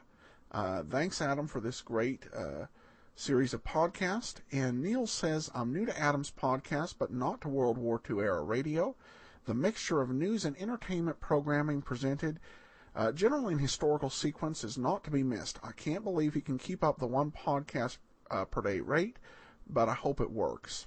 Well, thanks so much, Niels, and I hope I can. One thing I am doing is trying to get podcasts done ahead of time. I've just been recording podcasts for January 2nd already, recording the commentary, and we'll, after I finish this one, go ahead and record the episode for the 3rd.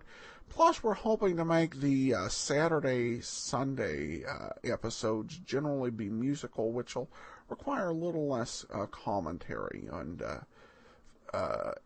effort in that regards.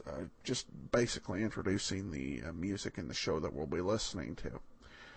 All right, well, I guess to give you a heads up on the rest of the programming that we have for the rest of the year, be planning on one more Christmas program tomorrow, though a little bit of a different sort of program from Cavalcade of America. And for the next few days of the year, we'll have episodes of Cavalcade of America, You Can't Do Business with Hitler, G.I. Jive, Eddie Cotton's Jazz Concert, Superman, and The Life of Riley. And so much more ahead for you in the new year. I hope you enjoy it. All right, well, this concludes the second edition of Adam's Mailbag. If you have additional comments, send them to box13@greatdetectives.net. Whatever presents the American servicemen got and get overseas, Christmas can be a hard time, being away from home and family. This episode of Cavalcade of America, broadcast on Christmas Day of 1944, captured the spirit of what many servicemen during World War II, and perhaps even today, would like most of all. Their ideal present? America for Christmas. Let's take a listen.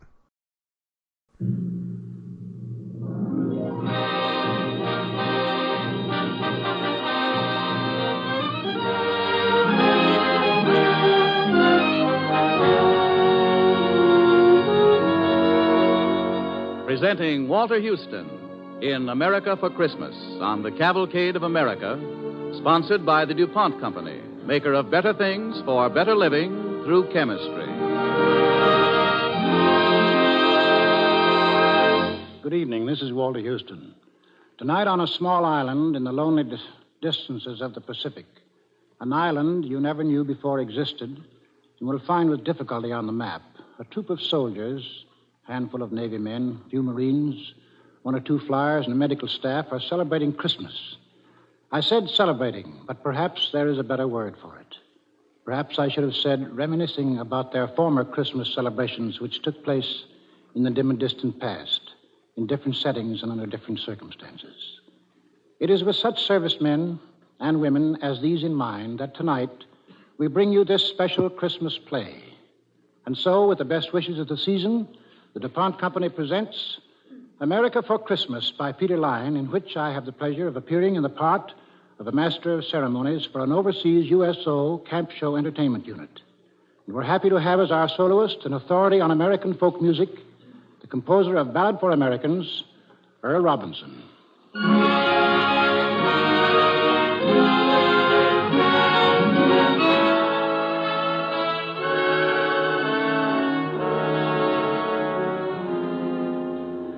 We are now on our small island in the Pacific. Its name will remain undisclosed for reasons of military security. But you can be sure that every inch of its ground is by now familiar to every man stationed there. By now, they've eaten their Christmas dinner and opened their Christmas packages.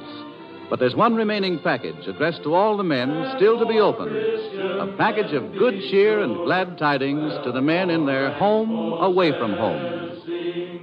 Ye who know will bless the poor, shall yourselves find blessing.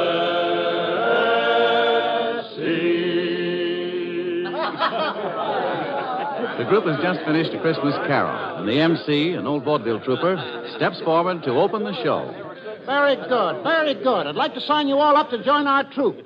Which one of you guys was singing tenor? Me. Well, we'll sign everybody but you. Well, what about it, fellas? Has it been a good Christmas? Why, sure. It's been okay. You don't sound very sure.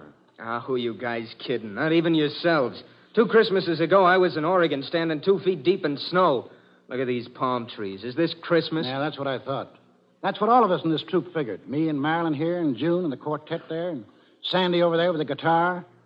We had a dope rod, right? Right, Marilyn? Right. Right. Well, we thought everybody's been giving everybody else some Christmas presents, right? Right. All except we haven't given you any. No show tonight. That is, no regular show. And we've got a special one, right? Right. Right. We have caused to be constructed a show, something brand new, bright and different. Songs and stories from our travels all over the country we love. And it's our present to you. It's the best we can do. It's all we can do. Okay? Okay. Places, everybody. The stage, that's over there. No curtain, but you can imagine it now rising. Orchestra finishing the overture, lights dimming. Here it is, America for Christmas.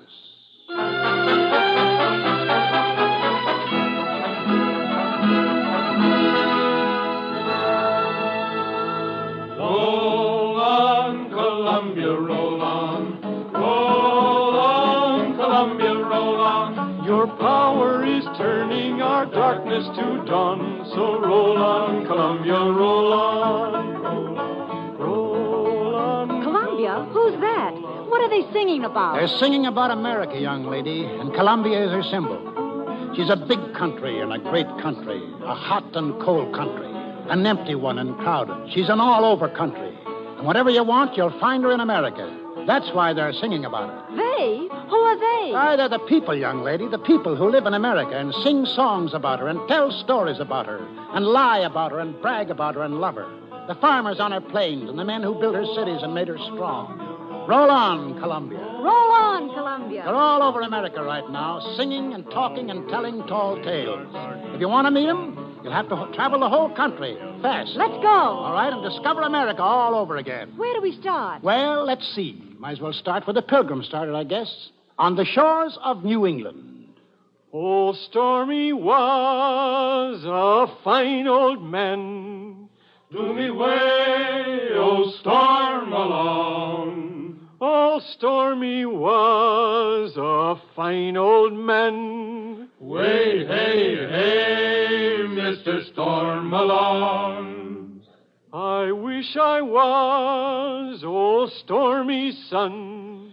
Do me way, oh, storm along. I'd build me a ship of 1,000 ton. Way, hey, hey, Mr. Storm along. I'd fill her up with New England rum. Fill me way, oh, storm along. And all my shellbacks, they would each have some. Way, hey, hey, Mr. Storm along. Oh, Stormy's dead. And that's New England. The song of the men who go down to the sea in ships, down to the sea from craggy inlets and deep sea ports. There's rocks all over New England. All over? All over. Even the fields and meadows of the New England farms. Makes it tough to make a living. There was a farmer in New England who invited his minister to pay his farm a visit. The two of them, the farmer and the minister, walked over the stony fields, the minister saying, Why was it you wanted me to come out on their farm? Reverend, I want you to pray to God with me that I'd get better crops. What this land needs is not prayer, but fertilizer.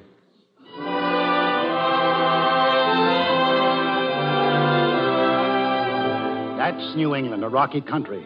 Men get to be shrewd traders in that country. They have to. What's a shrewd trader? A shrewd trader is, well, do you want to watch a couple of shrewd traders in operation? A Yankee peddler with a wagon load of Yankee notions, pulled up in front of a Yankee general store. The storekeeper going down into the road and asking... what's the price of your razor strops? $1 each for these strops. $1 apiece? They'll be sold for half the money before the year's out. If one of these strops is sold for 50 cents within a year, I'll make you a present of one, mister. You will you? Now? Ben. Oh, you Ben? Yep. You're the witness to the contract. Yeah, I'm the witness. All right, peddler. I'll purchase a strop on those conditions. Here's your $1. Contract's a contract. I'll stick to it. Ben, I don't much like this strop now that I bought it. How much you give me for it? Hey. Well, guess seeing it's you, I'll give you 50 cents for it. Hey, now, see here. Here you are, Ben. 50 cents, it's yours. All right, you win. Here's your strop for free. Want to watch out for yourself when you're in Bethel, Mr. Peddler. Some pretty sharp fellows around here. Tolerable, but nothing to brag about. I made 75 cents on that deal. How's that? I got $1 for 2 strops, which cost me only 12.5 cents apiece. I heard of the cute tricks of you Bethel fellas. I generally sell these strops for only 25 cents apiece. But, gentlemen, if you want any more at 50 cents apiece, I'll be happy to supply your whole village. Yes, sir. Anything else you want to buy now? Nope. Been shaved enough by you tin peddlers. Want no more of you. It's very hard to condemn a whole class because of 1 or 2 dishonest ones. Give me a fair trial. I'm traveling all through this countryside. I can get rid of your unsaleable goods. Nope. Here, tell you what I'll do. I'll give you a fair chance. I'll sell you anything I have in my wagon at my lowest wholesale price, and we'll take in exchange anything you please to pay me from your store at the retail price. Mm-hmm. Fair, ain't it? I'll look over your goods. Got a lot of whetstones there. About how much? Wholesale price of whetstones is $3 a dozen. I'll take 12 dozen of them. All right.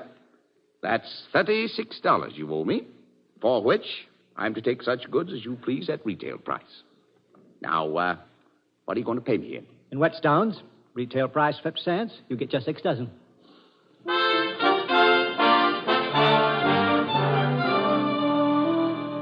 There's a couple of shrewd traders. Let's move on. Let's get away from the rocky country. You think that's a bad country? Why, meet the fella from Maryland. The dogs in Maryland are so poor that they have to lean against the fence to bark. It takes 3 or 4 pigs all at once to pull up a blade of grass. And if they want to cast a shadow, why, it takes 6 pigs to do that. Should we go further west? If the country in the east is all so bad... West of that country, you run into West Virginia. Now, there's some country. Hill country. You want to hear a West Virginian on the subject? All hills and valleys in West Virginia. Valley's real narrow. So narrow the dogs have to wag their tails up and down. Can't wag them back and forth. Why, there's one valley in West Virginia so narrow that the moonshine has to be wheeled out on a wheelbarrow every morning and the daylight wheeled in. Well, come along, little girl. You got a lot of traveling to do. That railroad whistle blow, blow, blow. Yes, I thought I heard that railroad whistle blow. And I thought I heard that lonesome whistle blow, woo, woo. And it blowed like it never blowed before.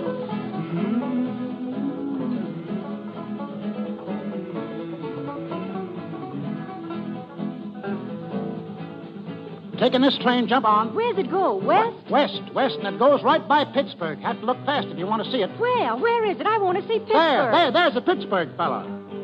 I've been working that Pittsburgh steel, I thought you knowed. I've been dumping that red-hot slag way down the road. I've been a-blasting, I've been firing, I've been pouring that red-hot iron. I've been having some hard traveling, Lord.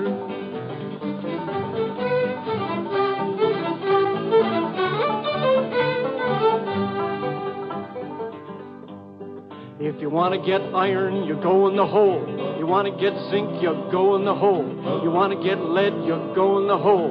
You want to get coal, you go in the hole.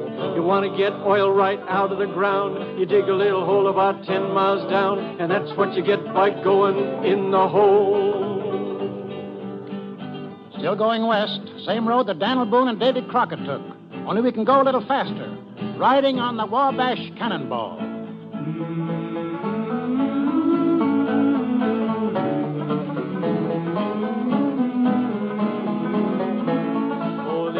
To the jingle, the rumble, and the roar. as she glides along the woodland, the lakes, and by the shore. Hear that mighty Russian engine, hear that lonesome hobo squall, riding through the country on the Wabash Cannonball. That's right. Just like our grandfathers did elbow room. That's what they wanted. They didn't want a neighbor any nearer than 10 miles. Besides, it's greener on the other side. The other side of what? The Mississippi River, the granddaddy of them all. MISSISSIPPI. That's right.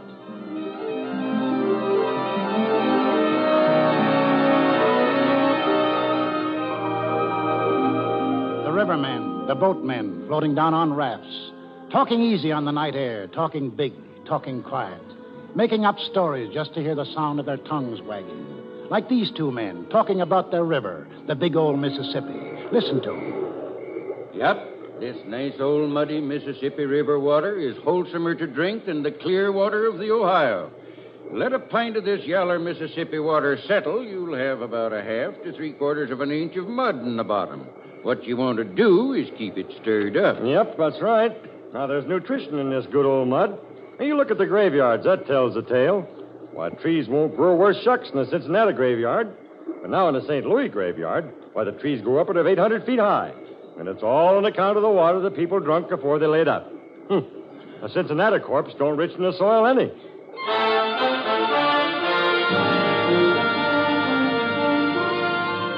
That wasn't all they talked about either. They talked about, mosquitoes, for instance. The mosquitoes in the Mississippi River Valley. I heard a man talking about those mosquitoes once. Well, sir, I'll tell you. Now, the state of Arkansas has been injured and kept back by generations of exaggerations concerning the mosquitoes there. Why, sir, these mosquitoes have been persistently represented as being formidable and lawless. But the truth is, they are feeble, insignificant in size, diffident to a fault, sensitive. Now, if you really want to hear about some formidable mosquitoes, sir, why, then there are the Lake Providence colossi. Lake Providence? There are large mosquitoes there? 2 of them can whip a dog. 4 of them can hold a man down. I must say that's... Why, sir, this may strain your credulity, but I even seen those mosquitoes at Lake Providence trying to vote. What? Well, I have seen them canvassing around the polls. Excuse me, gentlemen. I overheard what you were saying about mosquitoes, and I was about to add simply that the biggest mosquitoes I've ever seen was a little further to the west, in Oklahoma. Years ago, gentlemen, I saw 4 mosquitoes kill a buffalo. Kill a buffalo, yes, sirree. And pick his bones clean and leave him to bleach in the sun. Good day, sir. What do you know? What's the matter? His stories seem a little sizable? I can't stand a liar, sir.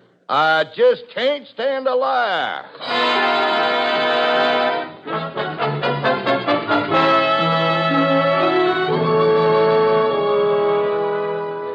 You're listening to America for Christmas, starring Walter Houston as the Master of Ceremonies in a traveling USO Camp Shows unit on the Cavalcade of America, sponsored by the DuPont Company, maker of better things for better living through chemistry.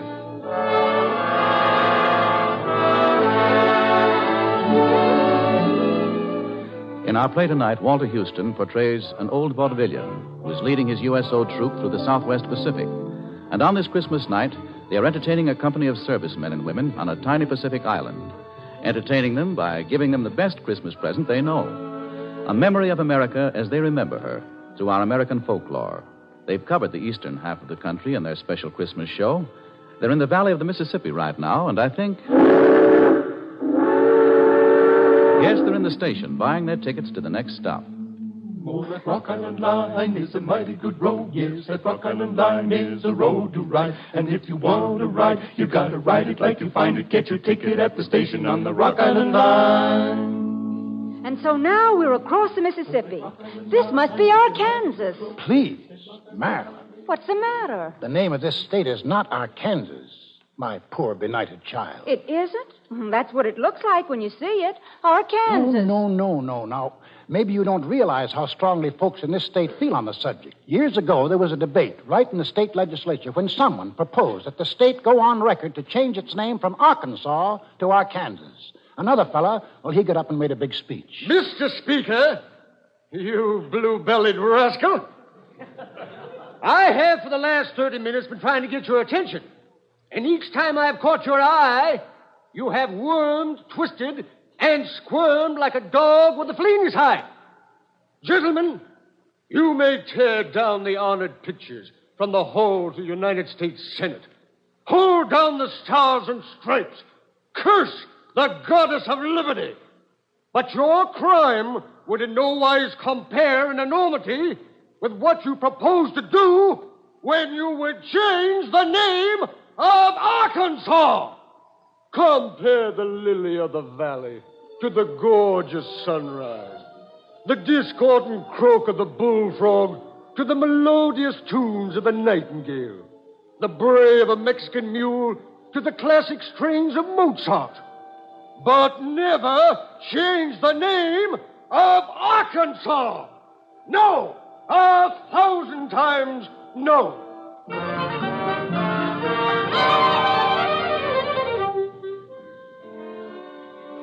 They didn't change the name of Arkansas, did they? No, they left it alone. And is Arkansas related to Kansas? No relation at all, little girl, not even first cousins, but they miss touching each other at their border by 40 miles. In fact, down in Arkansas, people sing a song about the people up north in Kansas. Oh, they chowder back a thin in Kansas. Oh, they chowder back a thin in Kansas. Oh, they chowder back a thin and it rolls right down their chin. And they lap it up again in Kansas. Oh, potatoes, they grow small in Kansas. Potatoes, they grow small in Kansas. Oh, potatoes, they grow small, and they dig 'em in the fall, and they eat 'em tops and all in Kansas. Come all who want to roll. I don't think I want to stay in Kansas if that's what it's like. Well, it's not exactly like that, but the potatoes really aren't quite as big as they are in, say, Idaho. They grow big potatoes in Idaho? Big potatoes in Idaho? Well, I should think pretty sizable. A couple of years ago, when they built an army camp in Idaho, one of the mess sergeants went around to see about buying some potatoes. Spoke to one of the Idaho farmers who had a little farm. Raise potatoes on your land? Mm-hmm. Will you sell me some? I need some for the army camp, other side of Lewiston. Well, how much do you want? Oh, 100 pounds. Only 100 pounds? Yeah. Nope. I wouldn't cut a spud in two for no one. Still going west. Are we out of Arkansas yet? Ah, yes. This is Texas. We'll be here quite a spell. I should think so. It's so big. And the people here, well, they think quite a bit about their climate here, too. Weather, you know, comes different pretty often. Well, seeing there's so much of Texas, I should think the weather would be all different kinds. Yes, but the point is, in Texas, the weather is all kinds all at the same time. As the fellow says, nobody prophesies about Texas weather except newcomers and dumb fools. Came the time when a fresh young tenderfoot walked into a Texas saloon, walked up to the bar and ordered a drink. Men in the place, they said nothing, just watched him. You know, a young fella finished his drink, then he hauls off and says... Well, I believe it's going to rain. My friend, did you know that there were only two kinds of people who prophesy about Texas weather? Two kinds of people who prophesy on Texas weather. Well, that's very queer. Who are they? Newcomers and dumb fools. You say there are only two kinds of people who prophesy about Texas weather. Newcomers and dumb fools. Well, you're absolutely right. For after all, those are the only two kinds of people there are in Texas.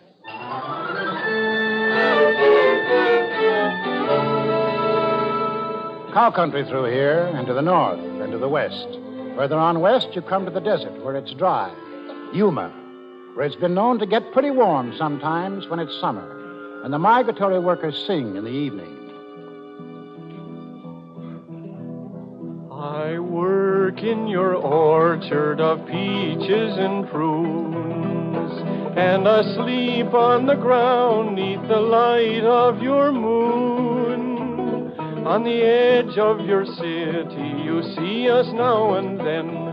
We come with the dust, and we go with the wind. California, Arizona, I make all your crops. Then it's up north to Oregon to gather in your hops. Dig beets from your ground, cut the grapes from your vine to get on your table your light sparkling wine. Jump on. Here we go again. North this time. Another train ride? I'm riding on this Blue River train. I'm riding on this Blue River train. Same old train that brought me here, and it's soon gonna carry me away. Got something special for you to see up north here. What's that? Something big? Biggest thing man has ever done. Well, this world has 7 wonders that the travelers always tell. Some gardens and some flowers, I guess you know them well. But now the biggest wonder in Uncle Sam's fair land, it's the King Columbia River and the Big Grand Coulee Dam up in the state of Washington.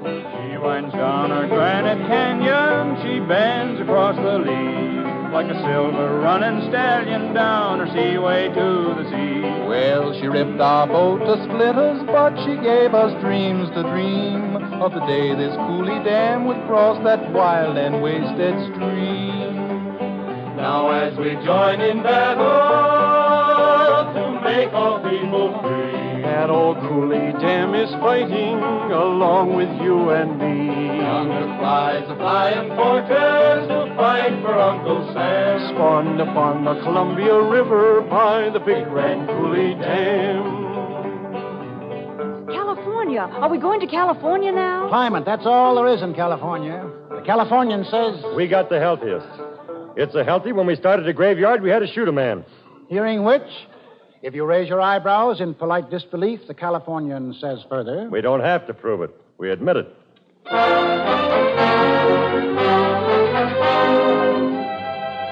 Well, that's about it. Time to be getting back home now. What? Oh, but we haven't seen nearly everything. For every part of the country, a song or a story. Not time and half an hour to do them all justice. So, boys, I guess it's the end of the show. It was enough, mister. And if you're still wondering, I'll tell you, it's been an okay Christmas. That's been the best Christmas I ever had. For the last 20 minutes, I've been standing in 2 feet of snow back in Oregon. Okay, and we'll have one last song. Everybody sing. For every part of the country, a song or a story. But all the parts, all the states add up to one mighty whole.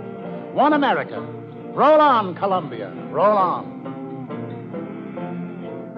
Oh, roll on, Columbia, roll on. Roll on, Columbia, roll on. Your power is turning our darkness to dawn. So roll on, Columbia, roll on.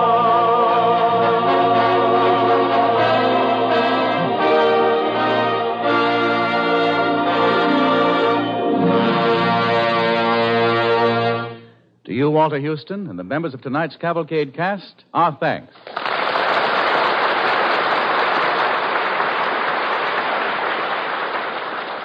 On this Christmas night, we are thinking the same thoughts you are of men far from home in deep snow and in tropical heat, fighting the battle of freedom. What is in your hearts, our hearts, and their hearts has been said powerfully and beautifully by a soldier, a GI. Let me read it to you. At the moment, it is difficult to think of victory as meaning anything but an end of fear to loneliness and death, and a chance to go back to pick up the strands of interrupted life. Henceforth, each simple pleasure, each right we always took so lightly will take on rich meaning. We know what it costs to keep them, and we know, too, that we have really earned a share in them. But victory means much more. With victory, we stand on the threshold of limitless inventions and comforts. We possess the resources to extend our horizons in every field of endeavor and every aspect of human relations. However ancient and stubborn enemies are still to be conquered. Enemies which must be overcome, not by armies, but by minds and hearts and talents, set wholly free. Such enemies are poverty, insecurity, prejudice, disunity. These too shall be conquered, for we have begun to think more deeply and more dynamically. And if we can sweep aside untold obstacles to smash the most ruthlessly efficient machines of destruction ever devised, surely we possess the vision and practical genius to organize for peace, security, and a world designed for living. Till now, many have ruled because of accident of birth and power or wealth. But throughout the world, the unfit, the weaklings, and the traitors are falling by the wayside. New leaders are rising from the people, those who never sold their heritage of courage, faith, and simple human dignity. With victory, we shall have destroyed those who would have enslaved the world. Our sacrifices have been great, but we have won the opportunity to emerge from the animal kingdom and enter the kingdom of man. I look forward to living in such a world. I look forward to living in such a world. If a soldier risking his life at the front can say that, then certainly all of us can look forward. To all of you, the DuPont Company wishes a Merry Christmas. To the 34,000 DuPont men and women in the armed forces, we call Merry Christmas across the oceans. We send more than a greeting. We send our solemn pledge, we of DuPont, that we will not slow our efforts for 1 minute, that we will work and produce without let-up until the last gun is fired and the white flag over Berlin and Tokyo at last gives us a chance to rest and say, now it's really over. That is the pledge and promise of the men and women who work for DuPont. This is Walter Houston. Good night, and God bless us all.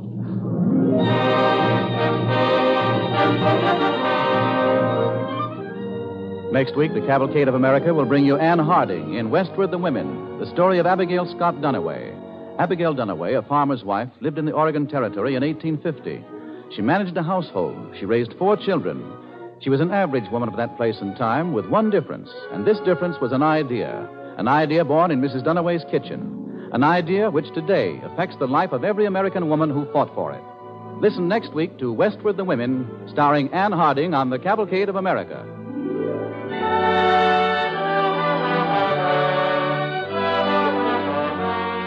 Tonight's Cavalcade play was based on A.L. Botkin's book, A Treasury of American Folklore, published by Crown Publishers. For use of special songs, Cavalcade is indebted to Woody Guthrie, and for their arrangement and direction to Earl Robinson. Heard in the program was the Sportsman's Quartet. The orchestra was conducted by Robert Armbruster. This is Gain Whitman sending you season's greetings on behalf of Cavalcade sponsor, E.I. DuPont de Nemours Company of Wilmington, Delaware.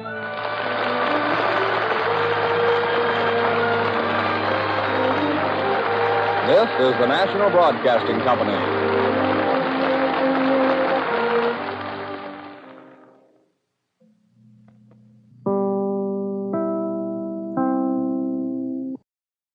Welcome back. I absolutely loved all the songs and folk stories. Really, that was a jam-packed half hour, and definitely, I think brings home the great privilege that those of us who are Americans and live in this country have in terms of being able to enjoy this country and all that it means. And I was even okay with the only thing they had in there about Idaho being about potatoes. There is more to Idaho than that, but that's a conversation for another day. I want to wish all my listeners a very Merry Christmas, and thanks so much for listening. That'll do it for now. If you have a story about your experiences or that of a loved one in World War II, I'd love to hear from you. I welcome all your comments at box13@greatdetectives.net. Ken Curlin provides the opening theme. Heroic, KenCurlin.com. Andrew Rhines edits our sound. OTRWesterns.com. I'm your host, Adam Graham. The war is offered as a service of the Great Detectives of Old Time Radio. www.greatdetectives.net.